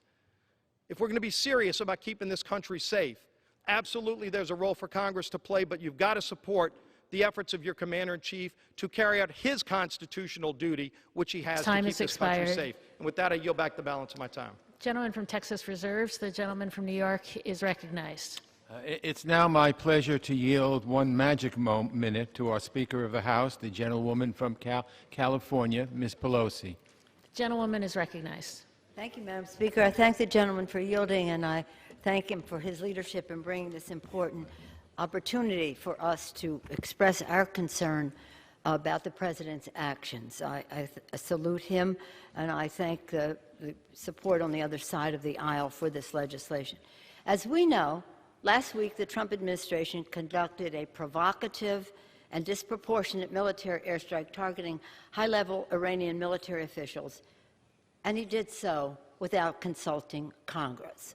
When I first heard from the administration, the Secretary of Defense and the Chairman of the Joint Chiefs, I said, why did you not consult Congress in this change in approach? And they said, because we had to keep this close. We had to keep this close. You had to keep it close from the Gang of Eight, the leadership of the Congress. And we had to keep it close because we didn't want the word to get out. Well, we deserve the respect from the administration, and the Congress deserves, by dint of the Constitution, the requirement of the administration to consult with Congress. We know full well, better than many in the administration, the importance of classified information. We know that we are supposed to support sources and methods.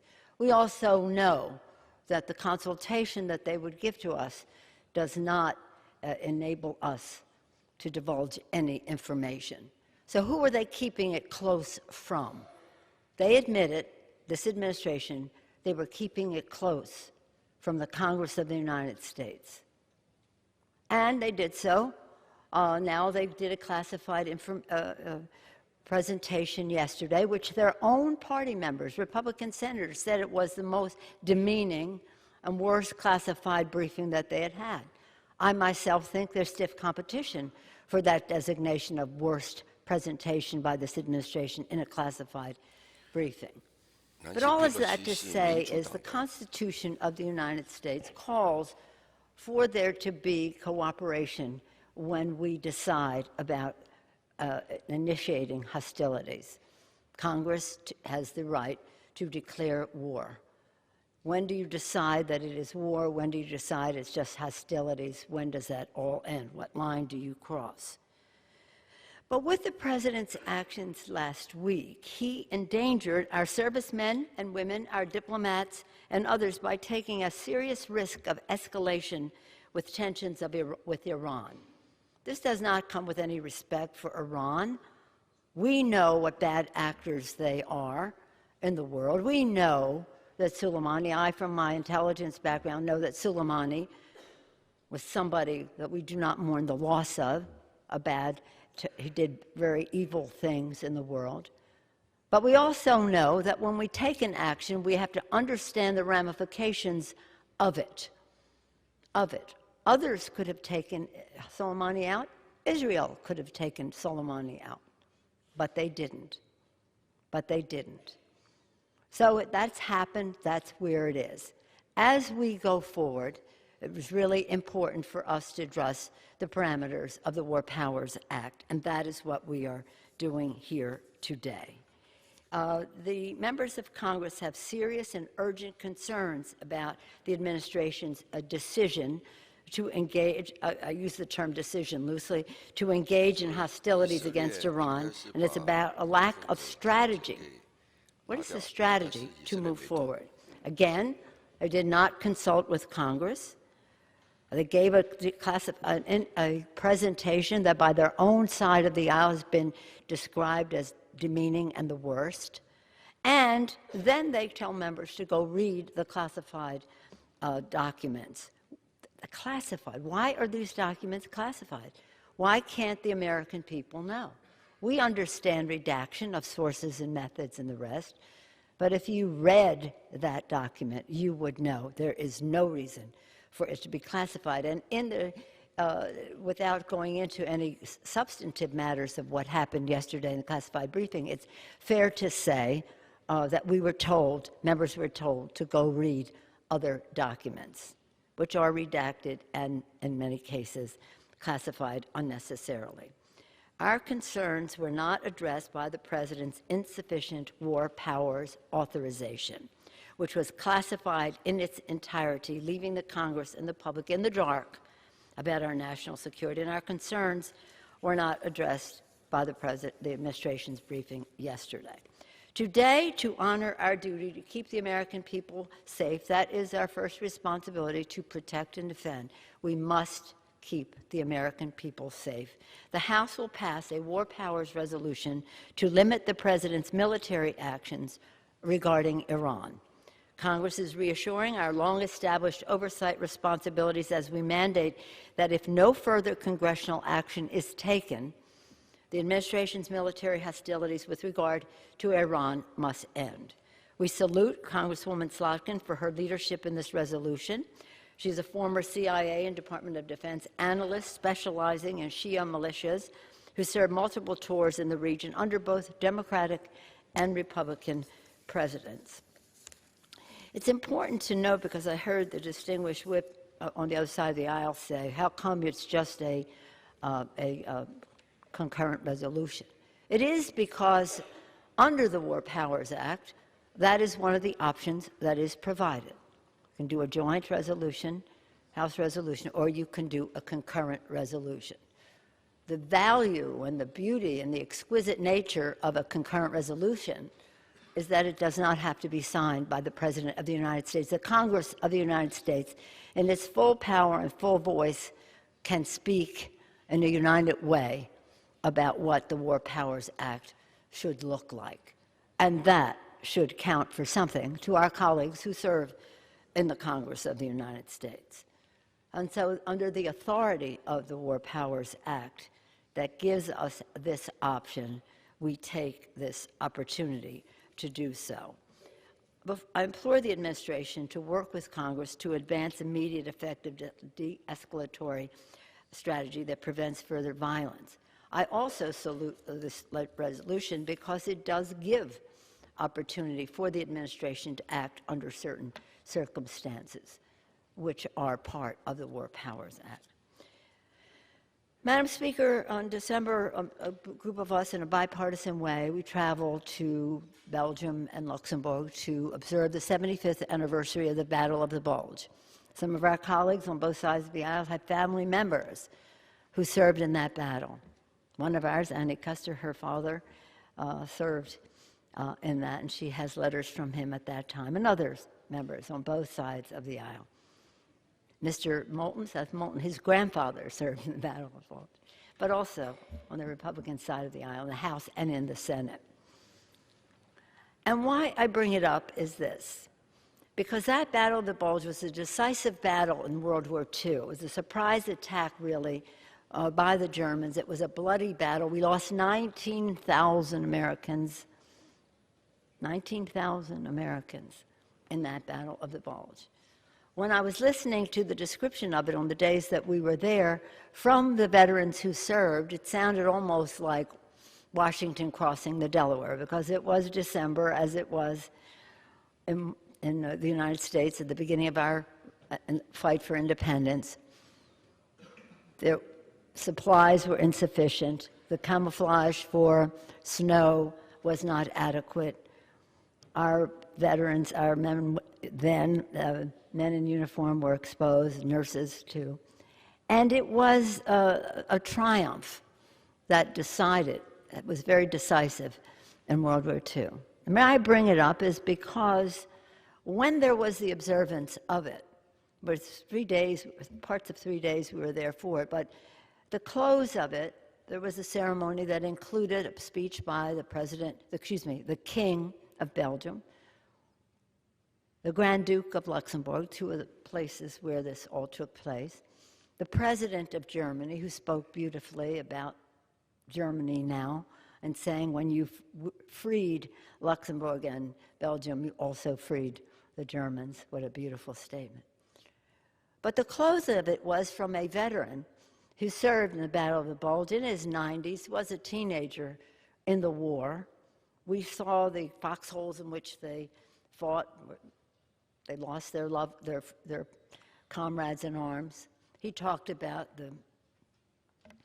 the brotherhood, and he talked about the allies, and he talked about the fight. And at the end of the speech, the veteran said, "I don't know if I should say this, but I will. My message to all of you is pray for peace. Pray for peace." That's what we should be doing, is moving toward peace, not escalation of hostilities, where that can be avoided.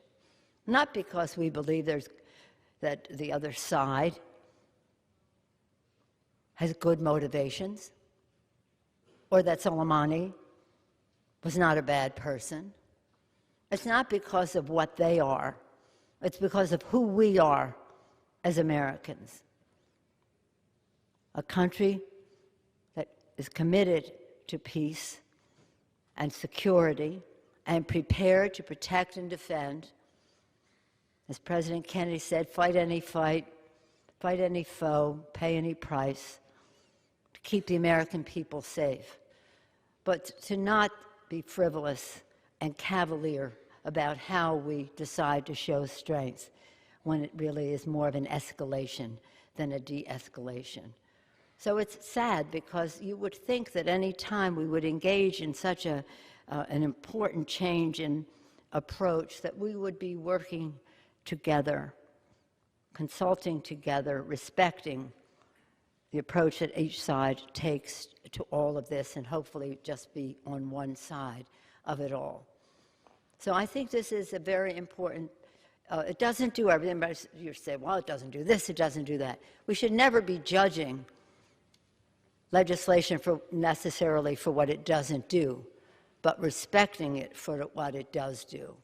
And what this does is very important for the security of our country. I urge a yes vote and yield back the balance of my time. Gentleman from New York reserves. The gentleman from Texas is recognized. Madam Speaker, I'm pleased to yield 1 minute to the gentleman from Alabama, the ranking member of the Homeland Security Committee, Mr. Rogers. The gentleman's recognized. Thank you, Madam Speaker, and I thank the ranking member. I rise in strong opposition to this brazen political stunt. Qasem Soleimani was a vicious terrorist who built a cult following on the backs of dead Americans. He armed Hezbollah, KH, and other Iranian proxies who killed American troops and our allies throughout the Middle East. The Homeland Security and Defense Departments have kept close watch on his terror campaigns for years. Soleimani was not visiting Baghdad because it was a great holiday destination. He was there to meet the leader of a terrorist group that killed an American just days before. Our president used the law and his constitutional authority as commander-in-chief to eliminate this terrorist mastermind before he could kill again. Democrats immediately responded by doubting our intelligence and dismissing the expertise of our military leaders. Now they bring this resolution to the floor that maligns our president, undermines our national security, and makes a martyr of a man who killed nearly 600 Americans. I urge a no vote and yield back. Gentleman from Texas reserves. Gentleman from New York is recognized. I now yield 2 minutes to the Majority Whip, the gentleman from South Carolina, Mr. Clyburn. Gentleman from South Carolina is recognized. Thank you very much, and I thank my friend for yielding their time. Speaking out against the Vietnam War in 1967, Dr. Martin Luther King Jr. implored, "We must move past indecision to action. We must find new ways to speak for peace. If we do not act, we shall surely be dragged down the long, dark, and shameful corridors of time, reserved for those who possess power without compassion, might without morality, and strength without sight." Dr. King's words are just as apropos today. President Trump, in ordering a significant military strike against authorization without seeking authorization or even consultation with the Congress, has brought us to the brink of war. The Constitution of this great country gives a solemn power to declare war to the people's representatives in Congress, not one person in the White House, whoever that might be. With this resolution, Congress is acting to uphold our constitutional responsibility. If the President believes military action against Iran is warranted, this resolution and the Constitution require him to make the case to Congress and receive authorization. Mr. Speaker, I truly regret that we find ourselves in the position we are today. The Trump administration's policy toward Iran, abandoning the nuclear deal rather than building on it while escalating tensions instead, is an unwise application of American power, might, and strength. The strike against General Sulemani, a bad man who no American mourns, drags us closer to another long, dark, and shameful corridor to an unnecessary war. I urge the adoption of the resolution, and I'll yield back the balance of my time.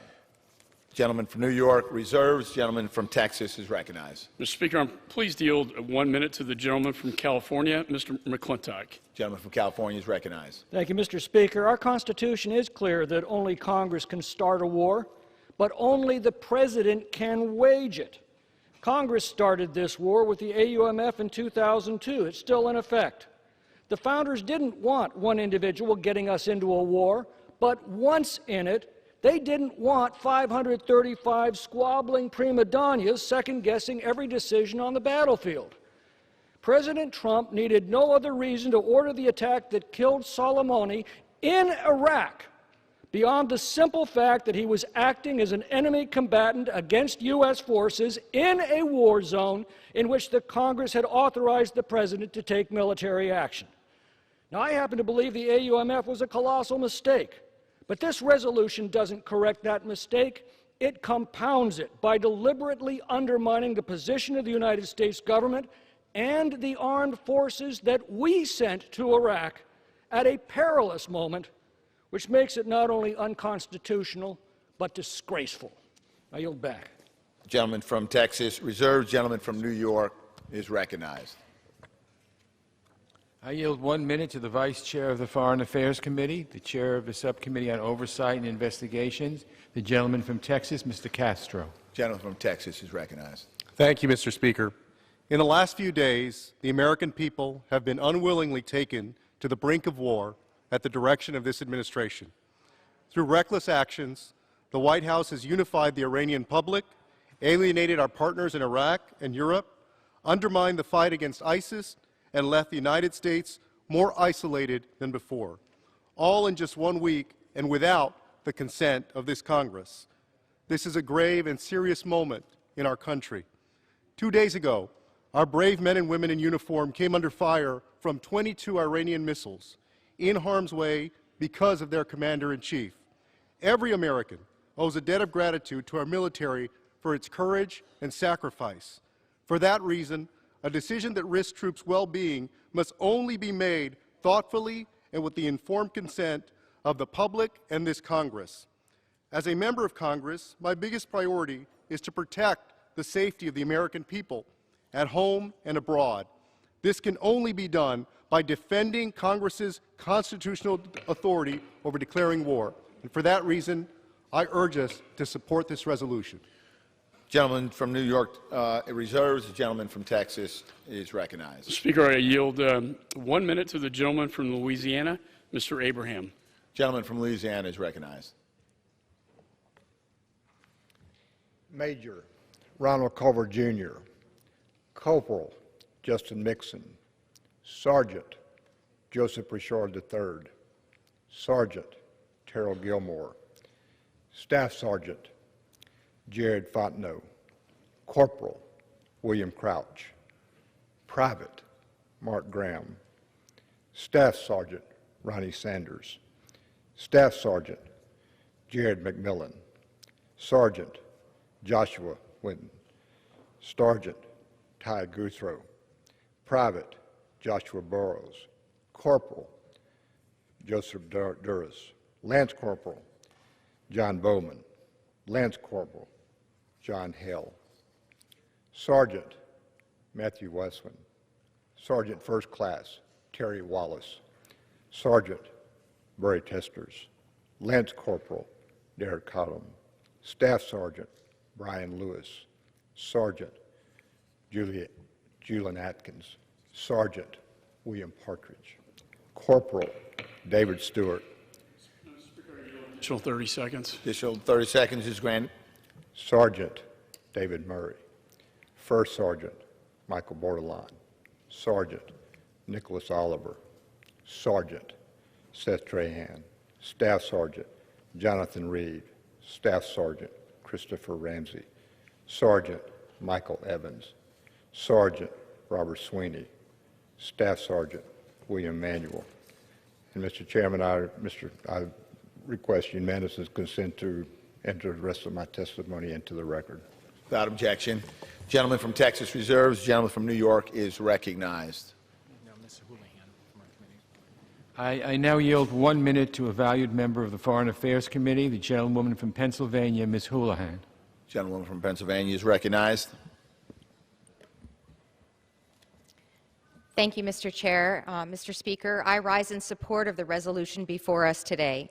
Article 1, Section 8 of the Constitution states, quote, Congress shall have the power to declare war, end quote. The founders were unequivocal. Only Congress has the power to authorize acts of war. Today, we bring forth this resolution to honor our founding fathers' vision for our country, for our government, one whose very survival hinges on the separation of powers and each branch's respect for the other's authority. At this moment, we as a Congress have an opportunity to pursue de-escalatory actions that protect the lives of our armed forces, diplomats, and civilians. And I implore the President and this administration to work with this Congress in this effort. Today marks this first step. We must aggressively pursue diplomacy so that no lives are lost. I encourage all of my colleagues on both sides of the aisle to join in that pursuit. I urge my colleagues to support this resolution. I urge a yes vote. I yield back. The gentleman's reserves, gentleman from New York reserves, gentleman from Texas is recognized. Mr. Speaker, I'm pleased to yield 1.5 minutes to the gentleman from Michigan, Mr. Wahlberg. Gentleman from Michigan is recognized. Thank you to the ranking member, and thank you, Mr. Speaker. I rise today in strong support of a president who carried out his oath of office. I'm afraid the reason we are here today, again, is out of pure opposition to this president and not the serious national security issues at hand. Make no mistake, terrorist Sulemani is responsible for the deaths of hundreds of Americans, including those that my friend and colleague Ralph Abraham just read. Hundreds of Americans. And he was plotting to kill many more. The President used his full legal authority to take defensive action and eliminate this brutal terrorist. The world is safer today because of it. In times like these, we need to come together as a country and stand behind our men and women in uniform. Whoever occupies the White House should have the ability to direct and address threats and prevent American bloodshed. Just 48 hours ago, Iran attacked U.S. military personnel, and yet we are hastily voting on this partisan resolution that will weaken national security. I urge my colleagues to vote no on this political show resolution, and I yield back. Gentleman from Texas reserves, gentleman from New York is recognized. I now yield 1 minute to the gentlewoman from Ohio, Ms. Capter. Gentlewoman from Ohio is recognized. I thank the gentleman for yielding and rise in support of the War Powers Resolution as an original co-sponsor. This is a grave and pivotal moment in American history, and we must be greatly concerned for the security of our troops and the safety of the American people. We live in an era of hybrid warfare and high-intensity reaction. One reckless military strike can incentivize countermeasures, not just in the immediate region, but thousands of miles away by Iran's proxies. Wise use of force matters. Without congressional authorization and in defiance of our Constitution, this president ordered an unprecedented strike on Iran's top generals. There is no doubt Soleimani was a fierce enemy of liberty. However, this Lone Ranger attack by the president risks all-out war, greater instability in Iraq and Iran, losing the edge we have gained at such great cost, and some of those names have been put on the record today. We must protect against further attacks on our service members and attacks on U.S. assets wherever they might exist. Might I have an additional 15 seconds? Gentlewoman, I request additional 15 seconds for the gentlewoman. Gentleman may proceed.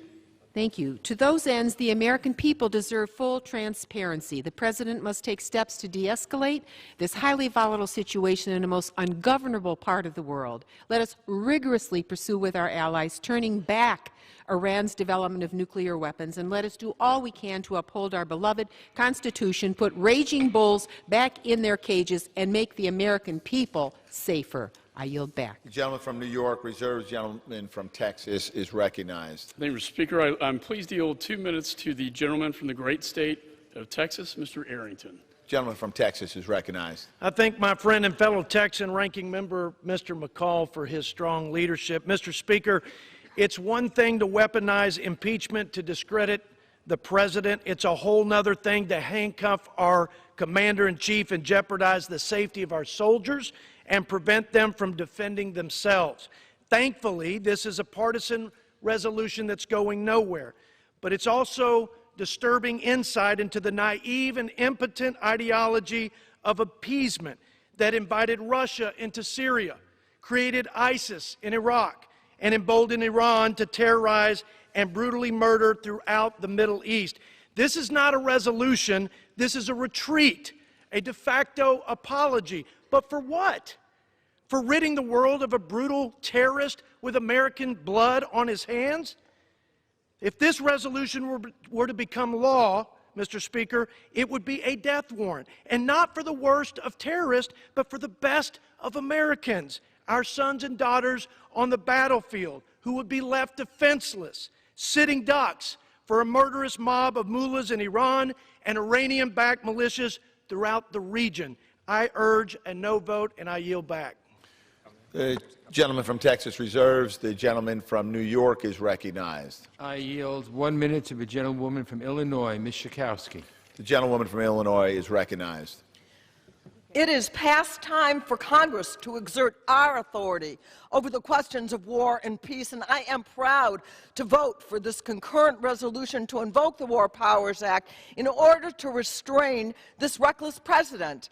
This vote would halt military operations and force the president to come to Congress to authorize any further acts of war. The president remarkably said, "All is well." Well, Mr. President, it is not well. Iran announced that it would withdraw from the nuclear agreement and will begin to resume its nuclear weapons plan. The United States has been forced to stop its actions against ISIS. Iraq is likely to expel the United States from its country, fulfilling what has been a dream, actually, of Sulemani. Our European allies are angry because they were not alerted, and our actions have united the people of Iraq against us. And Iran are together now. Mr. President, America is not safer because of what you've done, and we must pass this resolution. Members are reminded to direct their remarks to the chair. The gentleman from New York reserves. The gentleman from Texas is recognized. Mr. Speaker, I continue to reserve the balance of my time. Gentleman from Texas reserves. Gentleman from New York is recognized. It's now my pleasure to yield a magic minute. Those magic minutes are wonderful. To the Majority Leader of the House, the gentleman from Maryland, Mr. Hoyer. The gentleman from Maryland is recognized. I thank the gentleman for yielding. Let us hope that demagoguery will not play too great a part in the consideration of this piece of legislation. I just heard one of my colleagues on the other side mischaracterize the position of my party and of this resolution. This resolution is the law.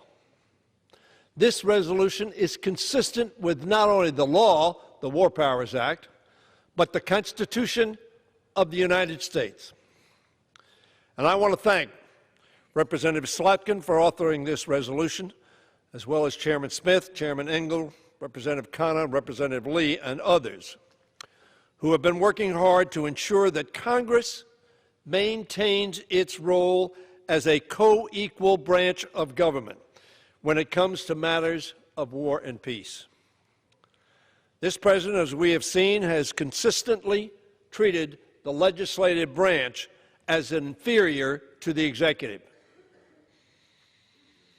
Sadly, Mr. Speaker, we've had numerous votes on this floor last year to stand up for the co-equal status of the Congress of the United States. And too often our Republican friends have sided with the executive department, diminishing the authority and the position of the Congress of the United States. This is not about this president, nor is it about shrinking from confronting terrorism and terrorists. Again and again, we have seen this president ignore Congress's directives on appropriations, including by shifting money away from the military to fund his costly and ineffective border wars. He has refused to disperse emergency funding for disaster relief that Congress allocated to help the people of Puerto Rico and other places where Americans are in need of help. And he withheld congressionally appropriated funding to help Ukraine repel Russian terrorism. After criticizing his predecessor for the use of executive orders, President Trump has doubled down on using them to circumvent the will of Congress and the American people. All this resolution is say, Mr. President, obey the law. Obey the Constitution of the United States of America, which gives to the Congress the sole authority to declare war. And if you read the language of the resolution, it continues to say that we are for certainly defending any of our people at risk, period. The War Powers Act provides for that. Article 2 of the Constitution provides for that. But the President has ignored congressional subpoenas for documents and testimony directing subordinates to build a wall of obstruction unseen in our history. It should therefore be no surprise that we representatives of the 320 million plus people of America who expect us to be their voice in this critical issue of declaring war. And this resolution does not prohibit in any way the President of the United States, under his Article 2 powers, acting to defend our military, our allies, and our homeland. Now, with the actions taken last week, he is unilaterally moving us toward an involvement in another deadly and destabilizing war in the Middle East. Now, I'm glad, very frankly, that, as we all are, that the response that came from Iran was either ineffective or meant to be simply a message. I don't know which. Thankfully, however, the Congress has under law and our Constitution a remedy to reassert our position as a co-equal branch, as a matter of fact, an Article 1 branch, ensure, as the founders intended, that only the Congress, speaking on behalf of all of the people, could declare war. Congress passed the War Powers Act in 1973 because they believed a Democratic president, and it was a Democratic Congress that adopted the War Powers Act, because they believed a Democratic president had overstepped the bounds. Congress passed the War Powers Act in 1973, determined to ensure that no president can send our troops into war without the people's representatives authoring it. I suggest to my friends on both sides of the aisle, that is what the founders intended. We must use this tool of congressional power, or by our silence acquiesce to the growth of the imperial presidency, which, by the way, has been going on for some 40 years, maybe even 50 years, irrespective of who is president. This is not a partisan resolution. This is a resolution consistent with the Constitution of the United States of America, who did not want a single person to be able to take America to war, to put our men and women at risk. Let us be absolutely clear. Qasem Soleimani was a dangerous purveyor of terror and violence and a practice thereof. He was an architect of Iranian efforts to dominate the Middle East through aggression and fear. He has American blood on his hands as well as the blood of our allies. He has met the justice he deserves. I say that notwithstanding the fact I do not know, from the information I have received, whether or not, in fact, it was absolutely essential to take his life now because of imminent danger. Perhaps it was. But in any event, no one laments the loss of Soleimani's life, at least in this country and freedom-loving people throughout the world. And we are relieved that the Iranian counterstrike was limited and caused no American or Allied casualties. But, Mr. Speaker, my constituents and the American people are deeply concerned about what comes next, with the possibility of further retaliation and escalation from Iran or its proxies. there may be a time when such action is called for. But it's this body that needs to make that decision, and the United States Senate. This body. It continues, Iran is a dangerous enemy of freedom and a sponsor of terror. It continues to harbor ambitions of dominance over its neighbors and to call for the destruction of Israel. This Iranian regime is no friend and must not be trusted. Iran must never be allowed to acquire a nuclear weapon. I believe this Congress would vote to ensure that that was prohibited. This resolution makes those facts clear. We must have a sound, long-term strategy to deal with Iran and bring it into compliance with international laws and norms. The threat of military force must continue to be a part of any strategy, along with sanctions and diplomacy.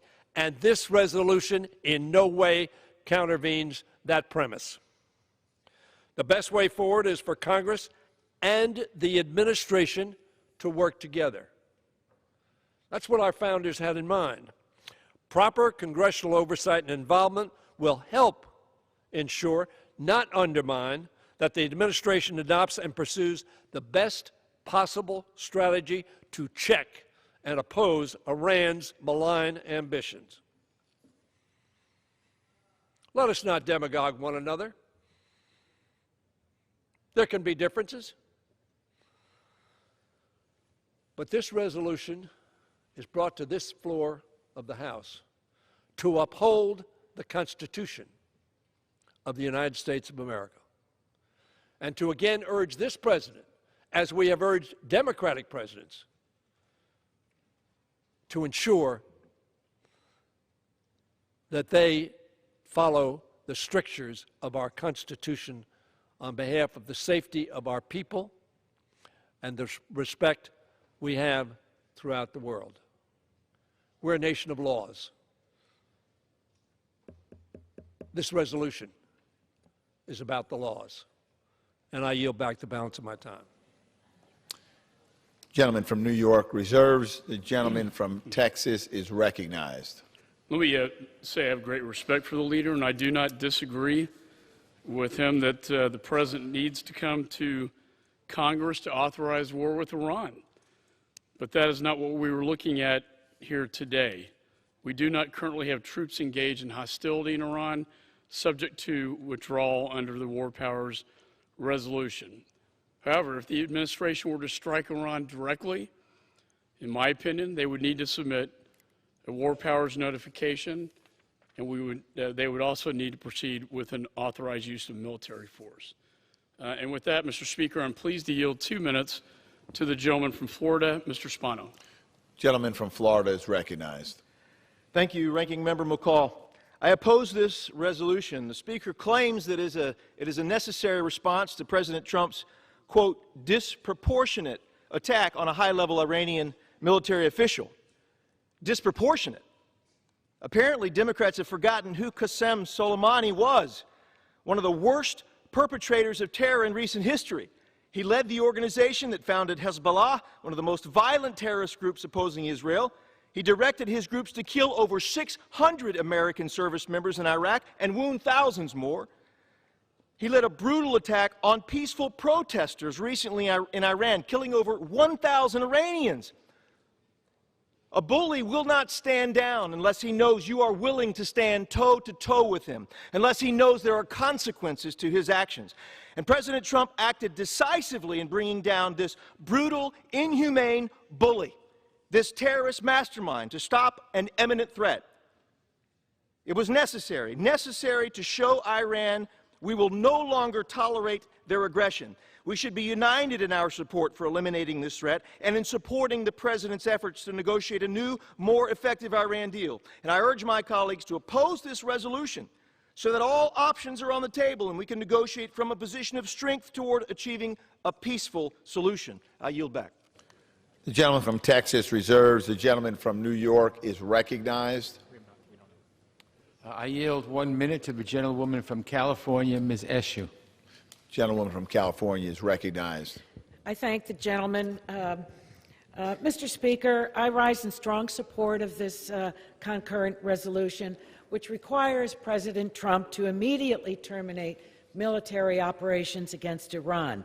It's about time that Congress exercised its War Powers Act, powers authority under the Constitution. I believe this is long overdue.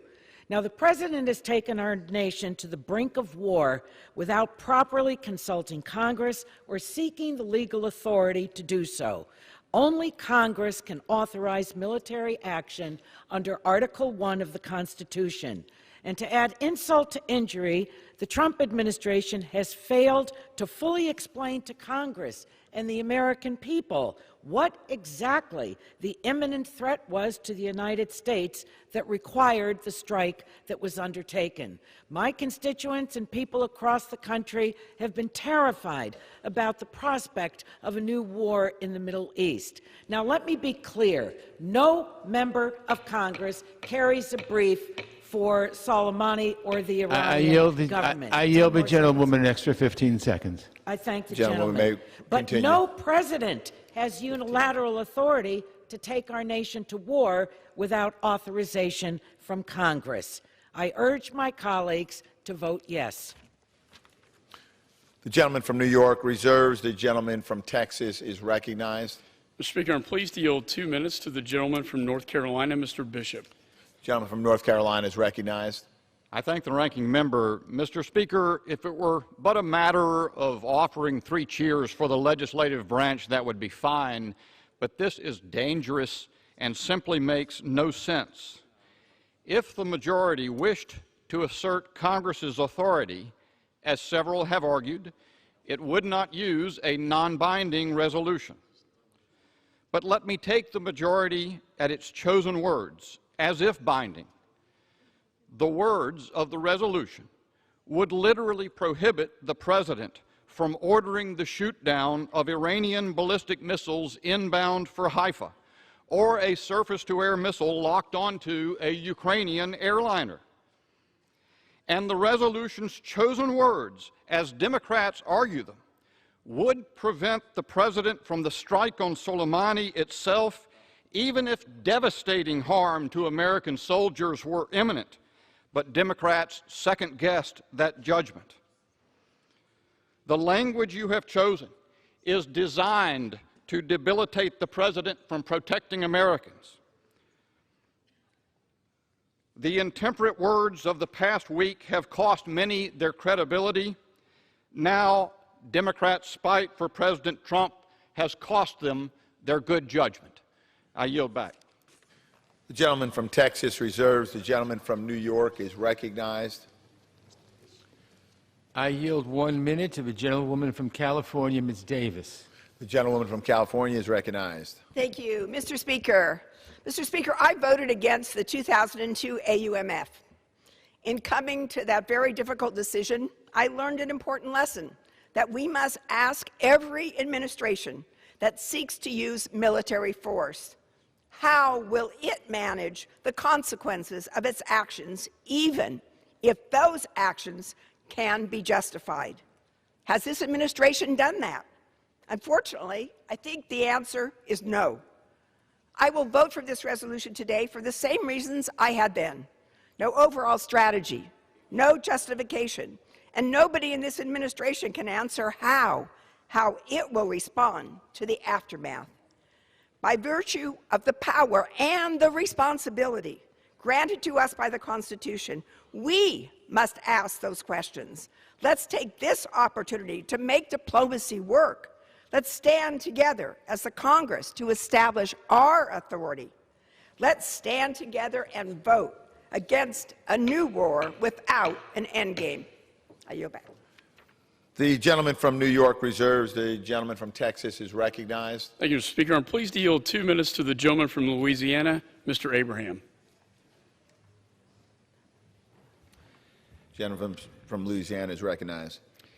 Sergeant First Class Kurt Colmo, Sergeant Christopher Babin, Sergeant Bradley Bergeron, Sergeant Huey Fassbender, Sergeant Armand Fricke, Sergeant Warren Murphy, Sergeant Craig Nelson, First Lieutenant Christopher Barnett, Private First Class Tori Dantzler, Private First Class James Lambert, Sergeant Taft Williams. I want to thank the ranking member, Chairman McCall, for giving me additional time to finish the list that I started earlier. These are 44 young Americans that died from Louisiana by IEDs in the most active part of Iraq when Soleimani and his proxies were engaged. They designed, they built, and they implemented these IEDs. And in Louisiana alone, 44 young Americans gave their lives for the United States of America. President Trump, he had the authority, he has the right, and thankfully he had the courage to terminate Soleimani and remove this cancer from this earth. And to my Democratic colleagues and friends, I say, if you can look these Gold Star families in the face and tell them that this was not a justified strike and that Soleimani needed to be removed from this earth, then God have mercy on you. I yield back, Mr. Speaker. Gentleman from Texas reserves. Gentleman from New York is recognized. I yield 1 minute to a valued member of the Foreign Affairs Committee, the gentleman from New Jersey, Mr. Malinowski. The gentleman from New Jersey is recognized. Mr. Speaker, we may be relieved that an impulsive act by President Trump has not immediately led to war with Iran. We may be relieved that an evil man is dead. But as that evil man wished, our troops have now been asked to leave Iraq, and if they stay, their ability to work with Iraqis to fight ISIS has been shot. As he wished, the protest movement in Iran and Iraq that threatened the Iranian regime has been silenced. As he wished, Iran is now breaking free of all restrictions on its nuclear program. We are not safer today.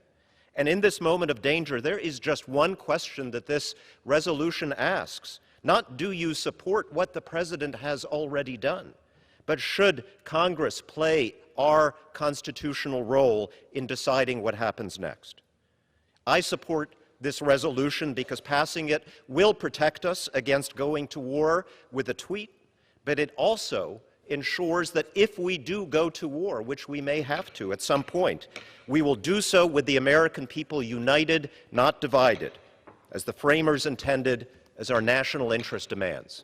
I yield back. The gentleman from New York reserves. The gentleman from Texas is recognized. Mr. Speaker, I continue to reserve the balance of my time. Gentleman from Texas reserves. Gentleman from New York is recognized.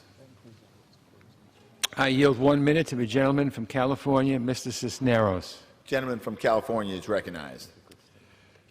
Mr. Speaker, I rise today in defense of our Constitution and express the urgent need of Congress to reestablish itself as an equal branch of government. Our founders explicitly laid out the roles and responsibilities of the legislative, executive, and judiciary branches, creating a necessary system of checks and balances. But today we find our democratic system in jeopardy. In the past week, there has been an increasing concern about the United States going to war with Iran. Let me be very clear. If and when the President decides to use military action, he must go through Congress first. Article 1, Section 8 of the Constitution gives Congress the power to declare war. Any attempt to undermine the power would be unsafe, unacceptable, and unconstitutional. As a Navy veteran, I am constantly thinking of our brave service members. It's why I take this constitutional responsibility seriously. We cannot turn our backs to our principles, we cannot turn our backs to our values, and we cannot turn our backs to the Constitution. I look forward to voting for the War Powers Resolution and taking Congress's power back. I yield back the balance of my time. The gentleman from New York reserves, and the gentleman from Texas is recognized. Mr. Speaker, I'm pleased to yield 2 minutes to the gentleman from Georgia, Mr. Heiss. The gentleman from Georgia is recognized.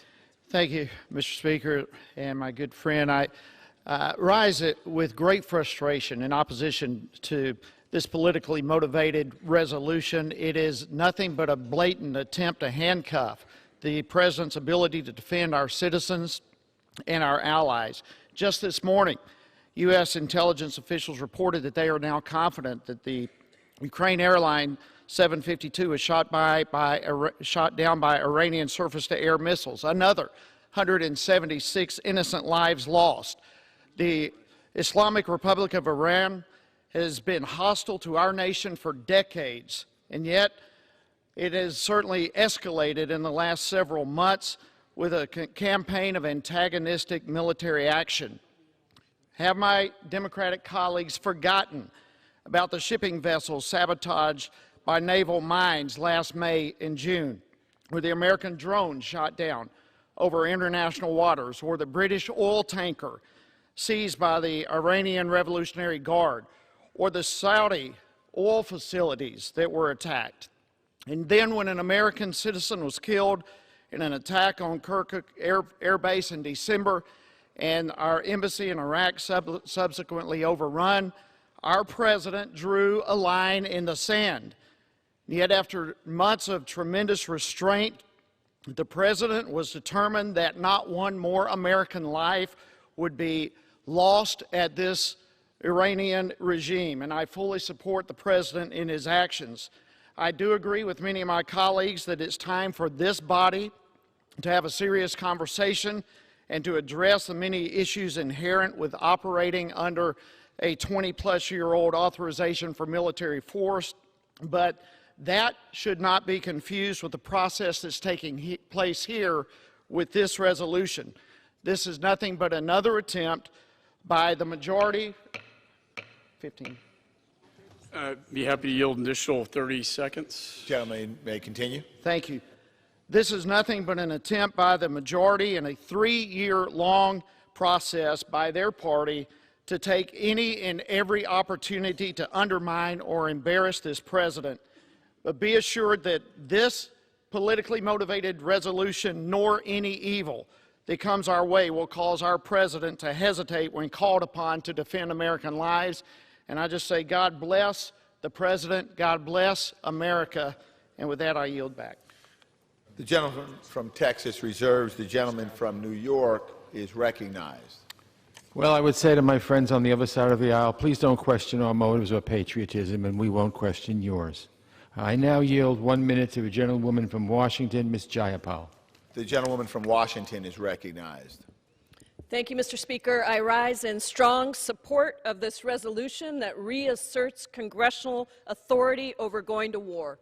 We know this: war is devastating for our troops, for their families, for families and children everywhere, for not just this generation, but future generations to come, for our humanity. And that is why our framers gave this body the opportunity, the responsibility to have that discussion and declare war should it be needed.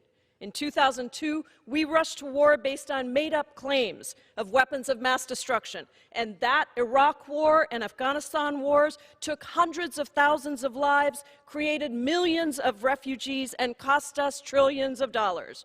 Today, the president, without providing any raw intelligence to prove an imminent threat, has brought us to the brink of war with Iran. So this resolution makes it clear that Congress has not authorized this war. We also must repeal the 2002 AUMF and vote to withhold funds for this unauthorized war. It is time to reassert our authority. I yield back. Gentleman from New York reserves. Gentleman from Texas is recognized. Thank you, Mr. Speaker. I continue to reserve the balance of my time. Gentleman from Texas reserves. Gentleman from New York is recognized. I yield 1 minute to the gentlewoman from Michigan, Ms. Tlaib. The gentlewoman from Michigan is recognized. Thank you, Mr. Speaker. I rise today on behalf of 13 District Strong. This is a district that believes in leading with compassion. They believe in a full stop to endless violent wars that only result in loss of life and the destruction of lives forever changed. For us, Mr. Speaker, It is important to protect our democracy and promote global peace. We must remove political motives and for-profit schemes from the decision-making process to go to war. If we don't, it would only lead to more warfare and death. We cannot allow a process that is tainted, secretive, or encompasses lies to make that choice. We need a country that easily chooses peace for generations to come. I proudly represent a district that believes in the rule of law. That is why I rise today as their voice in support of a war powers resolution that will give them a say in whether or not our country goes to war. Thank you. The gentleman from New York reserves. The gentleman from Texas is recognized. Thank you, Mr. Speaker. I'm pleased to yield 3 minutes to the gentleman from Tennessee, Mr. Green. The gentleman from Tennessee is recognized. Thank you, Mr. Speaker. I rise in complete opposition to this resolution. First, this is a non-binding resolution. If you really wanted to exert some congressional decision-making, we'd do a bill that goes before the president and gets signed or gets vetoed. This is purely theatrics. None of these Democrat leaders stood up when President Obama violated the airspace of Pakistan to take out Osama bin Laden. Now, I'm glad he did that. But he violated, there was no congressional authorization to go into Pakistan. At least here, there's a congressional authorization for our forces to be on the ground and using military power. The President has clear authority under Article 2 to act when our nation and our military is at risk. The Chairman of the Joint Chiefs of Staff said, and I quote, "The trigger for the drone strike that killed Sulemani was clear, unambiguous intelligence indicating a significant campaign of violence against the United States in the days, weeks, and months, and that the administration would have been culpably negligent if it didn't act." General Mark Milley, these people understand one thing, and it's strength. You'll recall that when President Clinton pulled our forces out of Somalia after we got the black eye on Black Hawk Down, bin Laden cited that as proof that the Americans run away, that they won't stand and fight. I've been to combat 3 times in this region of the world, twice in Iraq and once in Afghanistan. I've looked these individuals in the eye. It's strength that they understand, and clearly it's shown itself to be true again. This president stood up, and Iran's response was clear. They had 2 audiences in their response. At home, they wanted people to see strength. They shot 15 missiles. They're back in their press saying they killed Americans. They didn't, of course. The other audience, the United States and the rest of the world, they fired 16 missiles. All 16 missed. All 16 missiles missed. Remember, when they hit Saudi Arabia, all those missiles hit. They know how to hit their target. They fired 16 missiles against us and not a one hit. What's the message they're saying? Immediately after they fired them, they stood up and said, "We're done. No more. That's the end of our response." They told the Shia militia groups to stand down. And Muqtada al-Sadr said to his people today, "Stand down." They respond to strength. And our president did the right thing. He was a strong response to storming sovereign U.S. territory of an embassy with 6,000 people, killing American contractors and wounding American soldiers with a rocket attack. Mr. Speaker, this president made a strong response, and it's shown itself to work. I yield. Gentleman from Texas reserves. Gentleman from New York is recognized. Thank you. I just can't really believe what I just heard. It was the 2001 AUMF specifically authorized our going after Osama bin Laden. He's the example of Congress getting involved. That was the authorization to get Osama bin Laden in Pakistan or anyplace else. And that's what we're trying to assure here, that things aren't just happening, that there is actual authority. And Osama bin Laden is the wrong example because we gave the authority to go after him. I yield 1 minute to a gentlewoman from Florida, Ms. Frankel. Gentlewoman from Florida is recognized. Thank you, Mr. Speaker. As the mother of a United States Marine War veteran, I came to Congress with the promise of never sending someone else's child to a war that could be avoided. This War Powers Resolution says no war with Iran without congressional approval, while still ensuring defense if there's an imminent threat. While we do not mourn the death of Iran's commander of terror, Americans and our allies worry about the ramifications will make us less safe. The fight against ISIS has been diverted. Regional protests against the Iranian regime are now against America. Iranian proxies have been further incited, and Iran is closer to having a nuclear weapon. America is not a monarchy. The decision to go to war requires debate, deliberation, and collective judgment. That's why the law gives the responsibility to Congress. I urge support of this resolution, and I yield back. Gentleman from New York reserves. Gentleman from Texas is recognized. Speaker, at this point, I'll continue to reserve until Chairman Engel is prepared to close. Gentleman from Texas reserves. Gentleman from New York is recognized. I yield 1 minute to the gentleman from Michigan, Mr. Kildee. The gentleman from Michigan is recognized. Thank you, Mr. Speaker, and I thank my friend, Mr. Engel, for yielding. I'm troubled by aspects of this debate. I think it's fine that we have different views. But to hear some on the other side characterize the position of those who support this resolution as somehow not loving the country as much as they do, when it's our country as well that we pledge to defend. It's the same veterans on this side of the aisle that put themselves in harm's way as the veterans on the other side of the aisle. There's no distinction in the battlefield. We love our children and want to defend them as much as we know you do as well. So let's stop the demagoguery regarding patriotism. This comes to a simple question, and it's not even a question as to whether or not there was justification to take out Mr. Sulemani, because clearly there was. The question is who gives the justification, who authorizes military action in this country. We can all have our opinions, but we ought to consult the Constitution that vests. Yield the gentleman 15 additional seconds. Gentleman may continue. Thank you. We ought to consult the Constitution, which clearly vests that authority in this Congress. We ought not fear that authority and outsource it to the executive branch. We ought to embrace that authority and be willing to make that decision and follow the Constitution.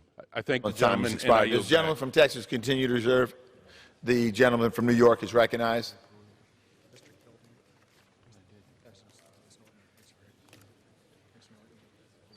I now yield 1 minute to the gentlewoman from the District of Columbia, Ms. Norton. The gentlewoman from the District of Columbia is recognized.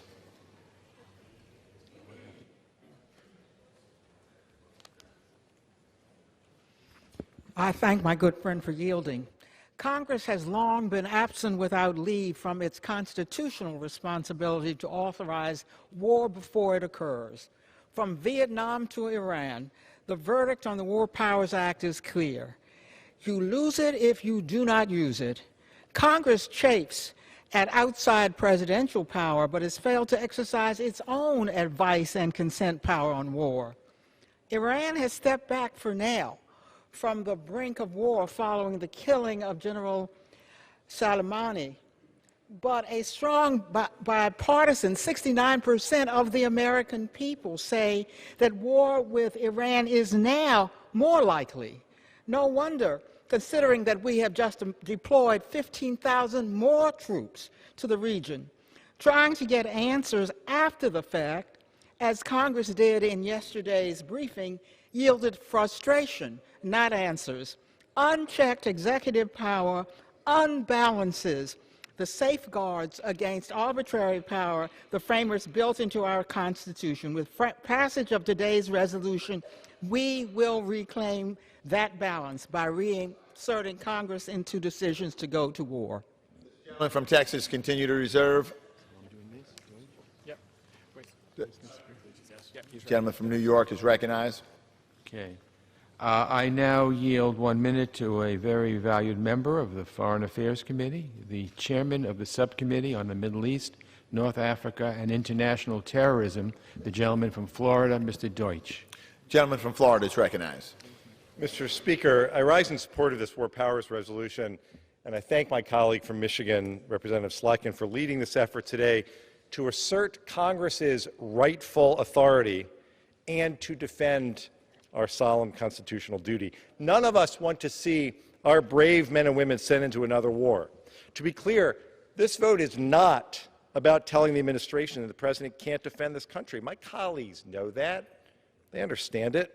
I strongly reject any implication that somehow by supporting this resolution we don't take our national security and the safety of our service members seriously. To the contrary, nothing we do today limits the ability to respond to a real and imminent threat or defend this country and our interests. To assert so is simply false, and it is reckless. Today we're telling the president that if there is a serious threat to the United States, our national security requires that a solemn decision is made to engage U.S. forces. The elected representatives of this body have to have... The gentleman may continue. I thank my friend. The elected representatives of the American people need to have that case made to them. Congress needs to have a robust debate about any authorization for the use of military force. I urge my colleagues to vote yes. I urge my colleagues to uphold the Constitution, and I yield back. Does the gentleman from Texas continue to reserve? Gentleman from New York is recognized.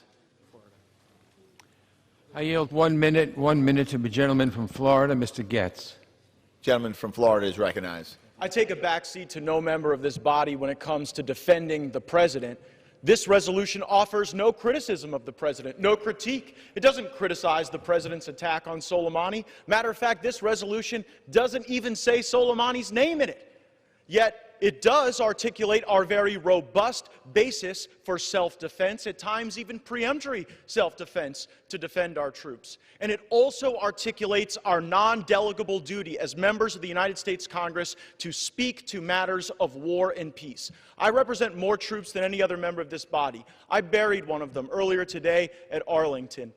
And that sergeant died a patriot and a hero. If the members of our armed services have the courage to go and fight and die in these wars, as Congress, we ought to have the courage to vote for them or against them. And I think it's ludicrous to suggest that we are impairing the troops from doing their job by not doing our job articulated in the Constitution to speak to these matters of war and peace. I support the president. Killing Soleimani was the right decision, but engaging in another forever war in the Middle East would be the wrong decision, and that's why I'm voting for this resolution, and I yield back. Gentleman from New York reserves. Does the gentleman from Texas continue to reserve? The gentleman from New York is recognized. I yield 1 minute to the gentleman from Massachusetts, Mr. Moulton. Gentleman from Massachusetts is recognized. Mr. Speaker, the system of checks and balances is broken. Last week's airstrike proves it. After the strike, the administration produced a vague document that attempts justifying America's push to the brink of war. Mr. Chairman, I fought in a war started by a president with false and trumped-up intelligence. We cannot let this president do the same. Americans deserve to read the declassified report so they can judge for themselves whether the strike was worth the risk. They'll find an administration shooting from the hip, with no strategy to deal with Iran. It's time for Congress to lead and exercise the authority the founders gave us in Article 1, Section 8 of the Constitution. It's time to tell the President he cannot send our troops to war with Iran without a strategy and without the consent of their representatives. I yield back. The gentleman from New York reserves. Does the gentleman from Texas continue to reserve? The gentleman from New York is recognized. I yield 1 minute to the gentleman from Maryland, Mr. Brown. The gentleman from Maryland is recognized. Thank you, Mr. Speaker.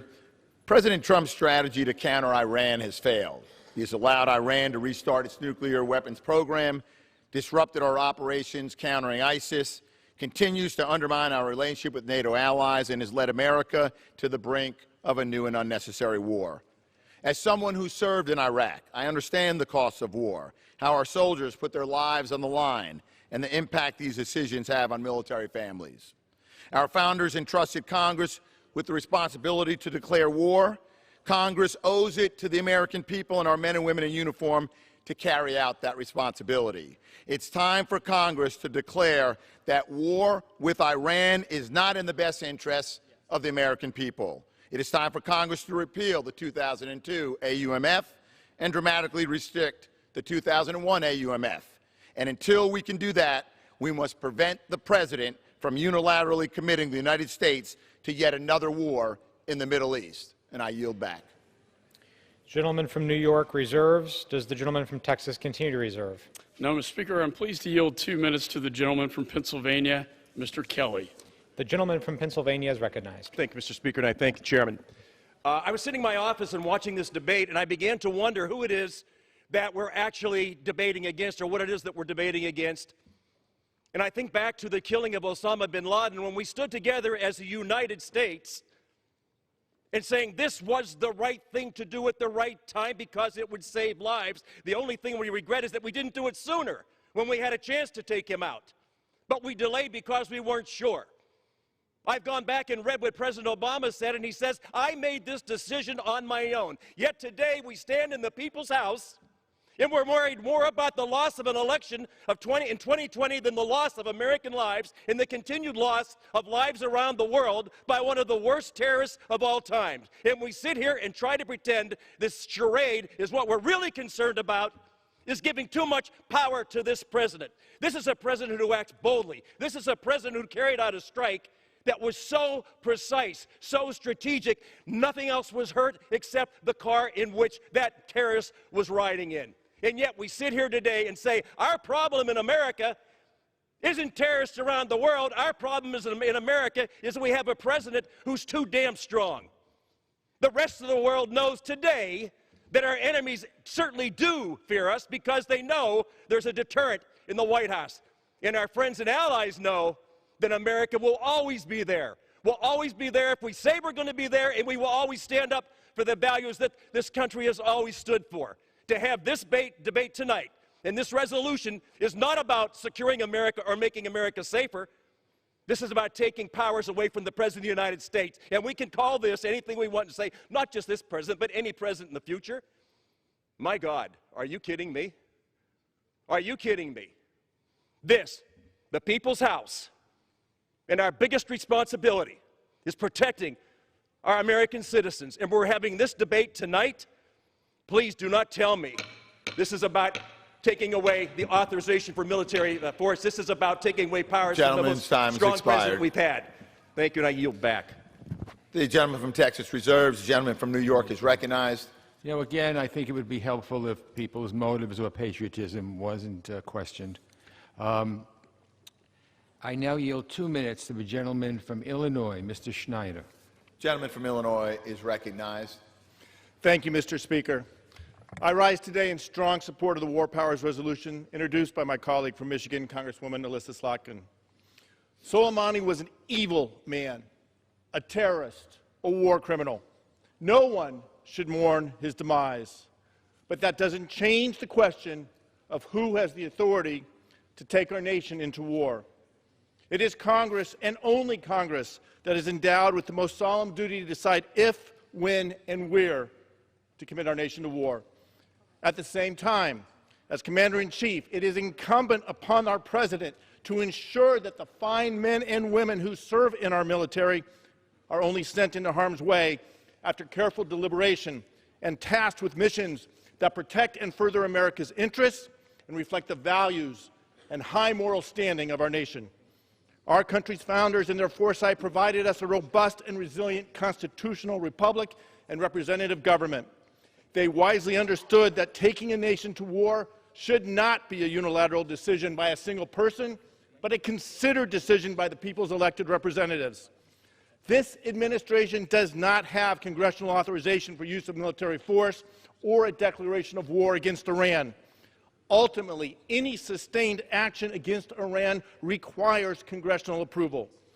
Today's resolution reflects the intentions of our founders. It makes clear the President must seek authorization from Congress for any extended military engagement with Iran without restricting his ability to protect the nation from imminent threat. I have the honor of representing Naval Station Great Lakes, where every enlisted sailor receives his or her basic training.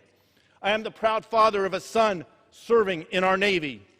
We owe it to these Americans, each one a volunteer answering the call to serve our country, to protect this Constitution, and live up to the expectations of our founders. The American people do not want an unnecessary war with Iran. Today's resolution prevents President Trump from unilaterally or impulsively starting one. I urge my colleagues to vote yes. I yield back. Gentleman from New York reserves. The gentleman from Texas is recognized. Thank you, Mr. Speaker. I'm pleased to yield 1 minute to the gentleman from Wisconsin, a man who served on the battlefield in Iraq. The gentleman from Wisconsin is recognized. Thank you, Mr. Chairman. It takes a lot to get me to come down to these things, but I have been deeply troubled by some of the rhetoric I've been hearing about this. In fact, I was deeply troubled after yesterday when my colleagues, many of them left a classified briefing only to immediately and recklessly trash the quality of intelligence they received, and in some cases suggest there was no imminent threat from Sulemani. To suggest that would require you to ignore the death of Americans recently in Iraq, as well as ignore the history of Suleimani's campaign of terror across the Middle East. And we learned this weekend, while this body was still in recess, and before anyone had reviewed any of the classified information, that it was the intention of my colleagues on the other side of the aisle to introduce this flawed war powers resolution without having even seen any of the underlying intelligence. This suggests that this is not a serious effort. Additional 30 seconds. Gentleman may continue. This is not a serious effort. This is a political effort that will have the practical effect only of undermining our military deterrent in the Middle East, which for the first time in a long time is actually stronger. And I think this does a service not only to our personnel in the region, but ultimately to the Iranian people. And what the Iranian regime fears more than anything else, more than the American military and the President of the United States, is its own people. And that is the reason Soleimani's death squads have gunned down Iranian civilians in the streets. And we look forward to the day when the Iranian people can be free of their evil, barbarous, reckless regime, and I applaud the administration's actions. Gentleman from Texas reserves. The gentleman from New York is recognized. May I inquire how much time I have? It has 4 minutes remaining. 4 minutes. I yield 1 minute to the gentleman from Colorado, Mr. Crow. Gentleman from Colorado is recognized. Mr. Speaker, our founders vested in Congress the solemn responsibility of sending our sons and daughters to war. I have often heard folks say that now is not the time to discuss the use of force or decision to send our men and women to fight. I heard that in 2003 when I was carrying a rifle in Baghdad. I heard it again in 2004 and 2005 when I was leading my unit through the mountains of Afghanistan. And I am hearing it again today in the halls of Congress. In the last 19 years, more than 7,000 Americans have given their lives in these conflicts. 53,000 have been wounded, and we have spent over $4 trillion of taxpayer money. Do not believe the fear-mongering. This resolution does nothing to prevent the President from protecting the nation against imminent threats. I have spent years fighting to keep Americans safe and will continue to do so. I may have laid down my rifle, but my oath to this country endures. I will fight to ensure that we are having a discussion about when to send our men and women, our sons and daughters, and our sisters and brothers into harm's way. It is time to have this debate. Mr. Speaker, I yield back. The gentleman from New York reserves. The gentleman from Texas is recognized. Mr. Speaker, at this point, I'm continue to reserve until the chairman is prepared to close. Gentleman from Texas reserves. Gentleman from New York is recognized.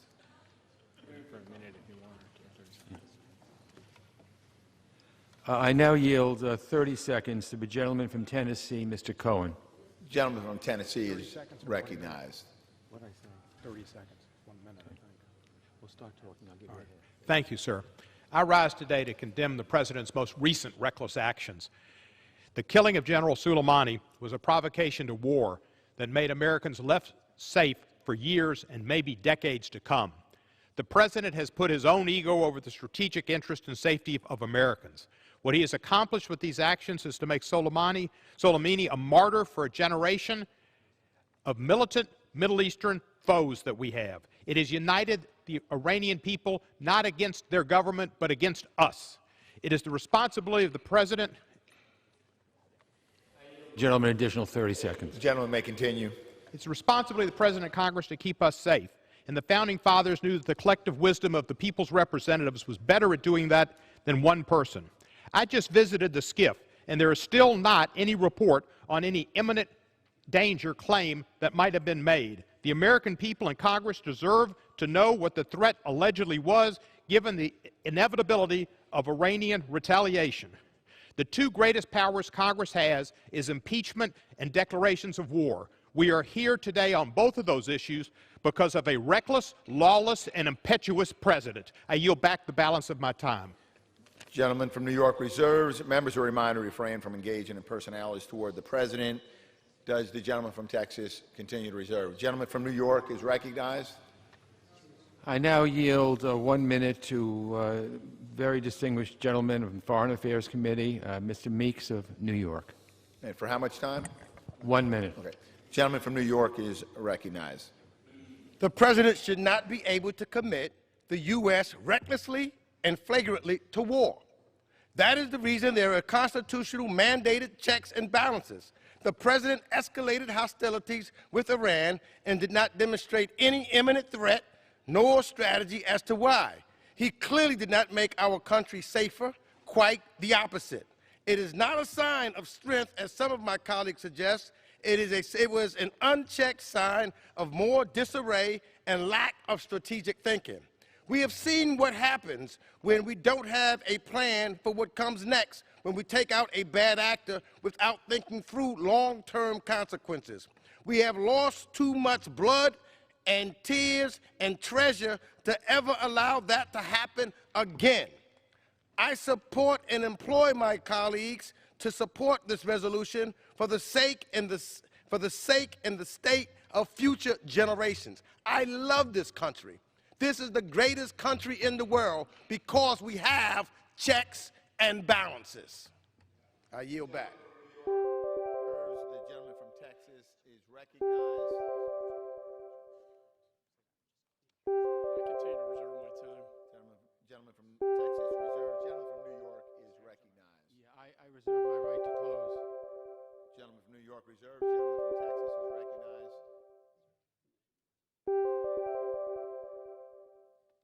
Speaker, I now recognize Mr. Berde for 30 seconds.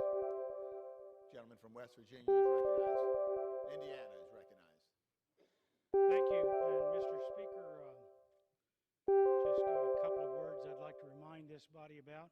And I've heard a lot of talk about patriotism when I gave this arm in Vietnam. And I've got a lot of good friends whose names are on the Vietnam Wall. So don't talk to me about patriotism and how much I love this country when we're standing here debating an issue that we all know is not going anywhere. And the last thing I would say to you is while I was serving in Vietnam, there were many occasions when I didn't have the ability to do what I thought was necessary. I'd just say to you that this body couldn't make up their mind whether they want to be in that war or not. And I suggest we get with the right program and do it now. Thank you. Gentleman from Texas is recognized. Speaker, I'm prepared to close. And I yield myself the balance. Speaker, I'm strongly in favor of exercising our Article I authorities for matter as grave as war and peace. But the fact is, we are not at war with Iran, and the President is not trying to start a war with Iran. I met with the President earlier today. He told me that if this resolution passes, it will take all of his power to negotiate with Iran off the table. And that is the worst thing that we could do. Yesterday he called for making a deal that allows for Iran to thrive and prosper. The president is making the choice to move towards de-escalation. The premise of this resolution is flawed because we are not engaged in hostilities with Iran. The president is not trying to start hostilities with Iran. And despite this public proclamation by our president, my colleagues are trying to claim that the president still wants to go to war. I deeply regret that my colleagues are not serious enough about exercising our Article 1 authorities to pursue regular order on such a serious question. We've had no hearings in the House Foreign Affairs Committee since these events transpired. There was no Foreign Affairs Committee markup of this legislation. I received text of this legislation only 2 hours before the Rules Committee meeting last night on a War Powers resolution.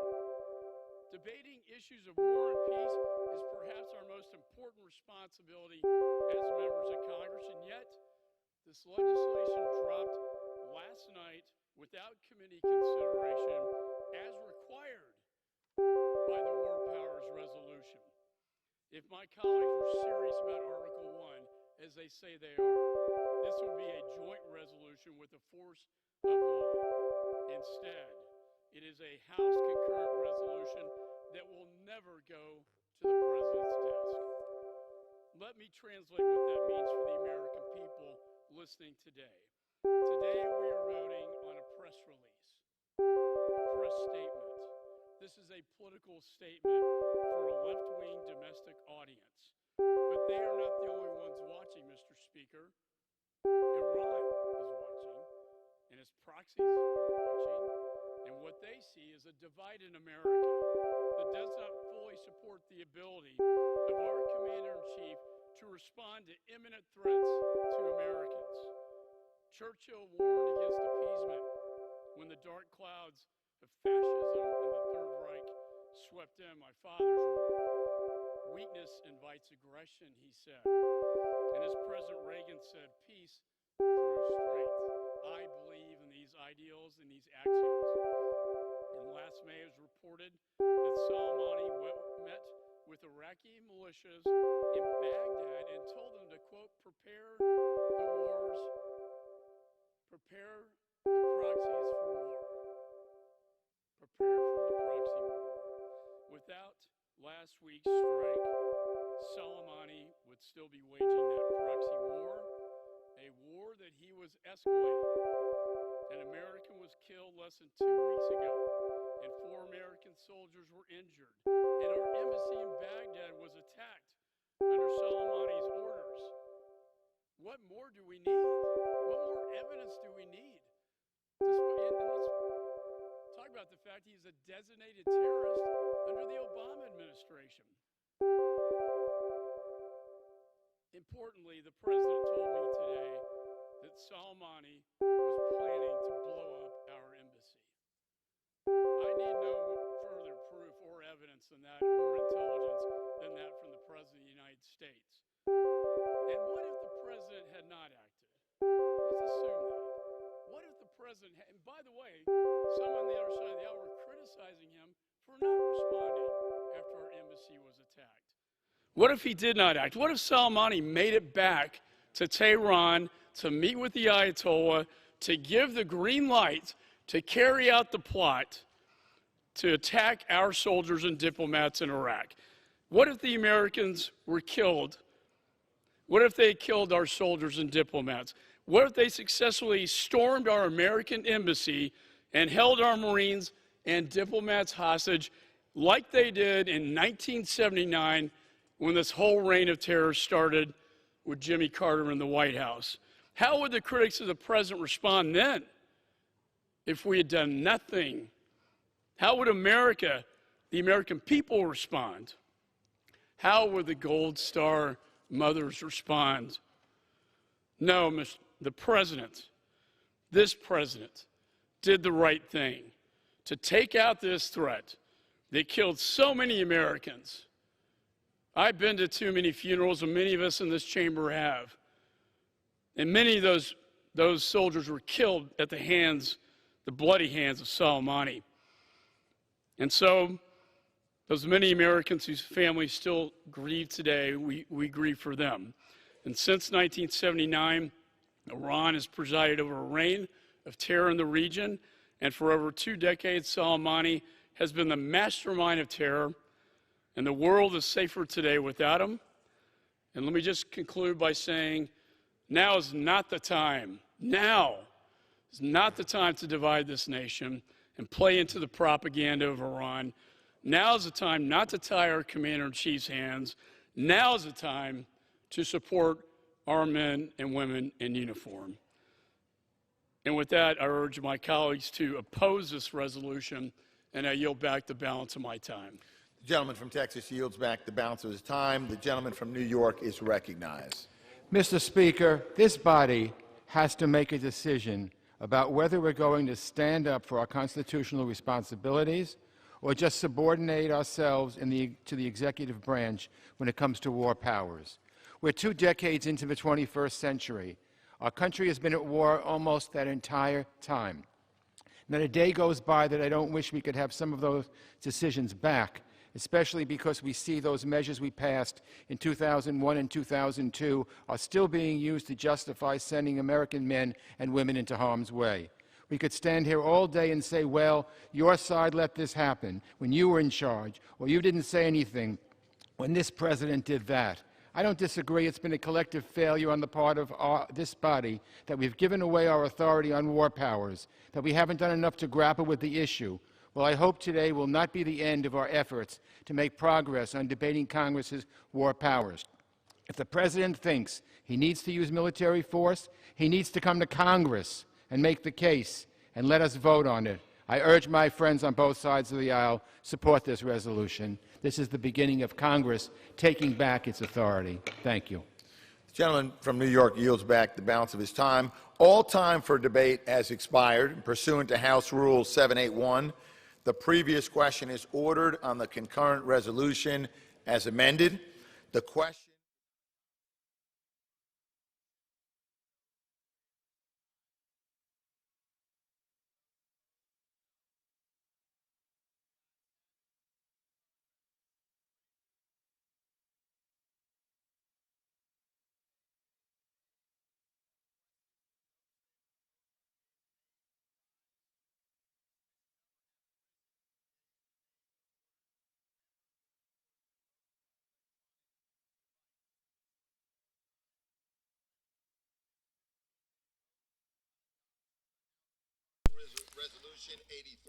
这里是海外华人直播，这是美国众议院正在辩论还在继续，但是我们暂时播送到此。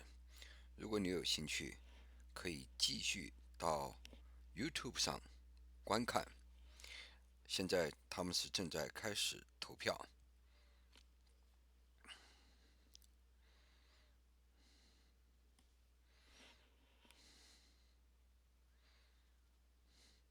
投票，我们知道它的结果已经进行了很久。最终投票是民主党这边通过削弱这个川普总统的权利。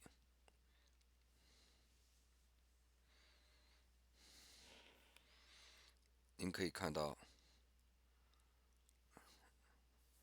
同意民主党的现在有14个。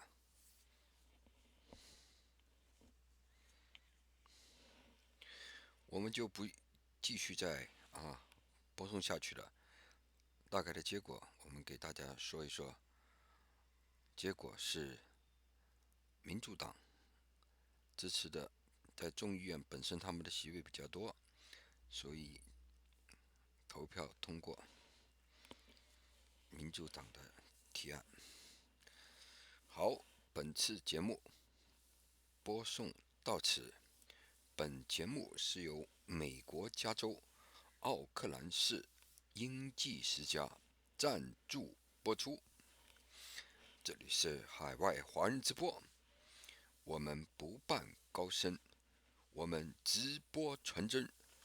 各位观众，如果你喜欢我们的节目，就在视频的右下方点击并且订阅我们的频道。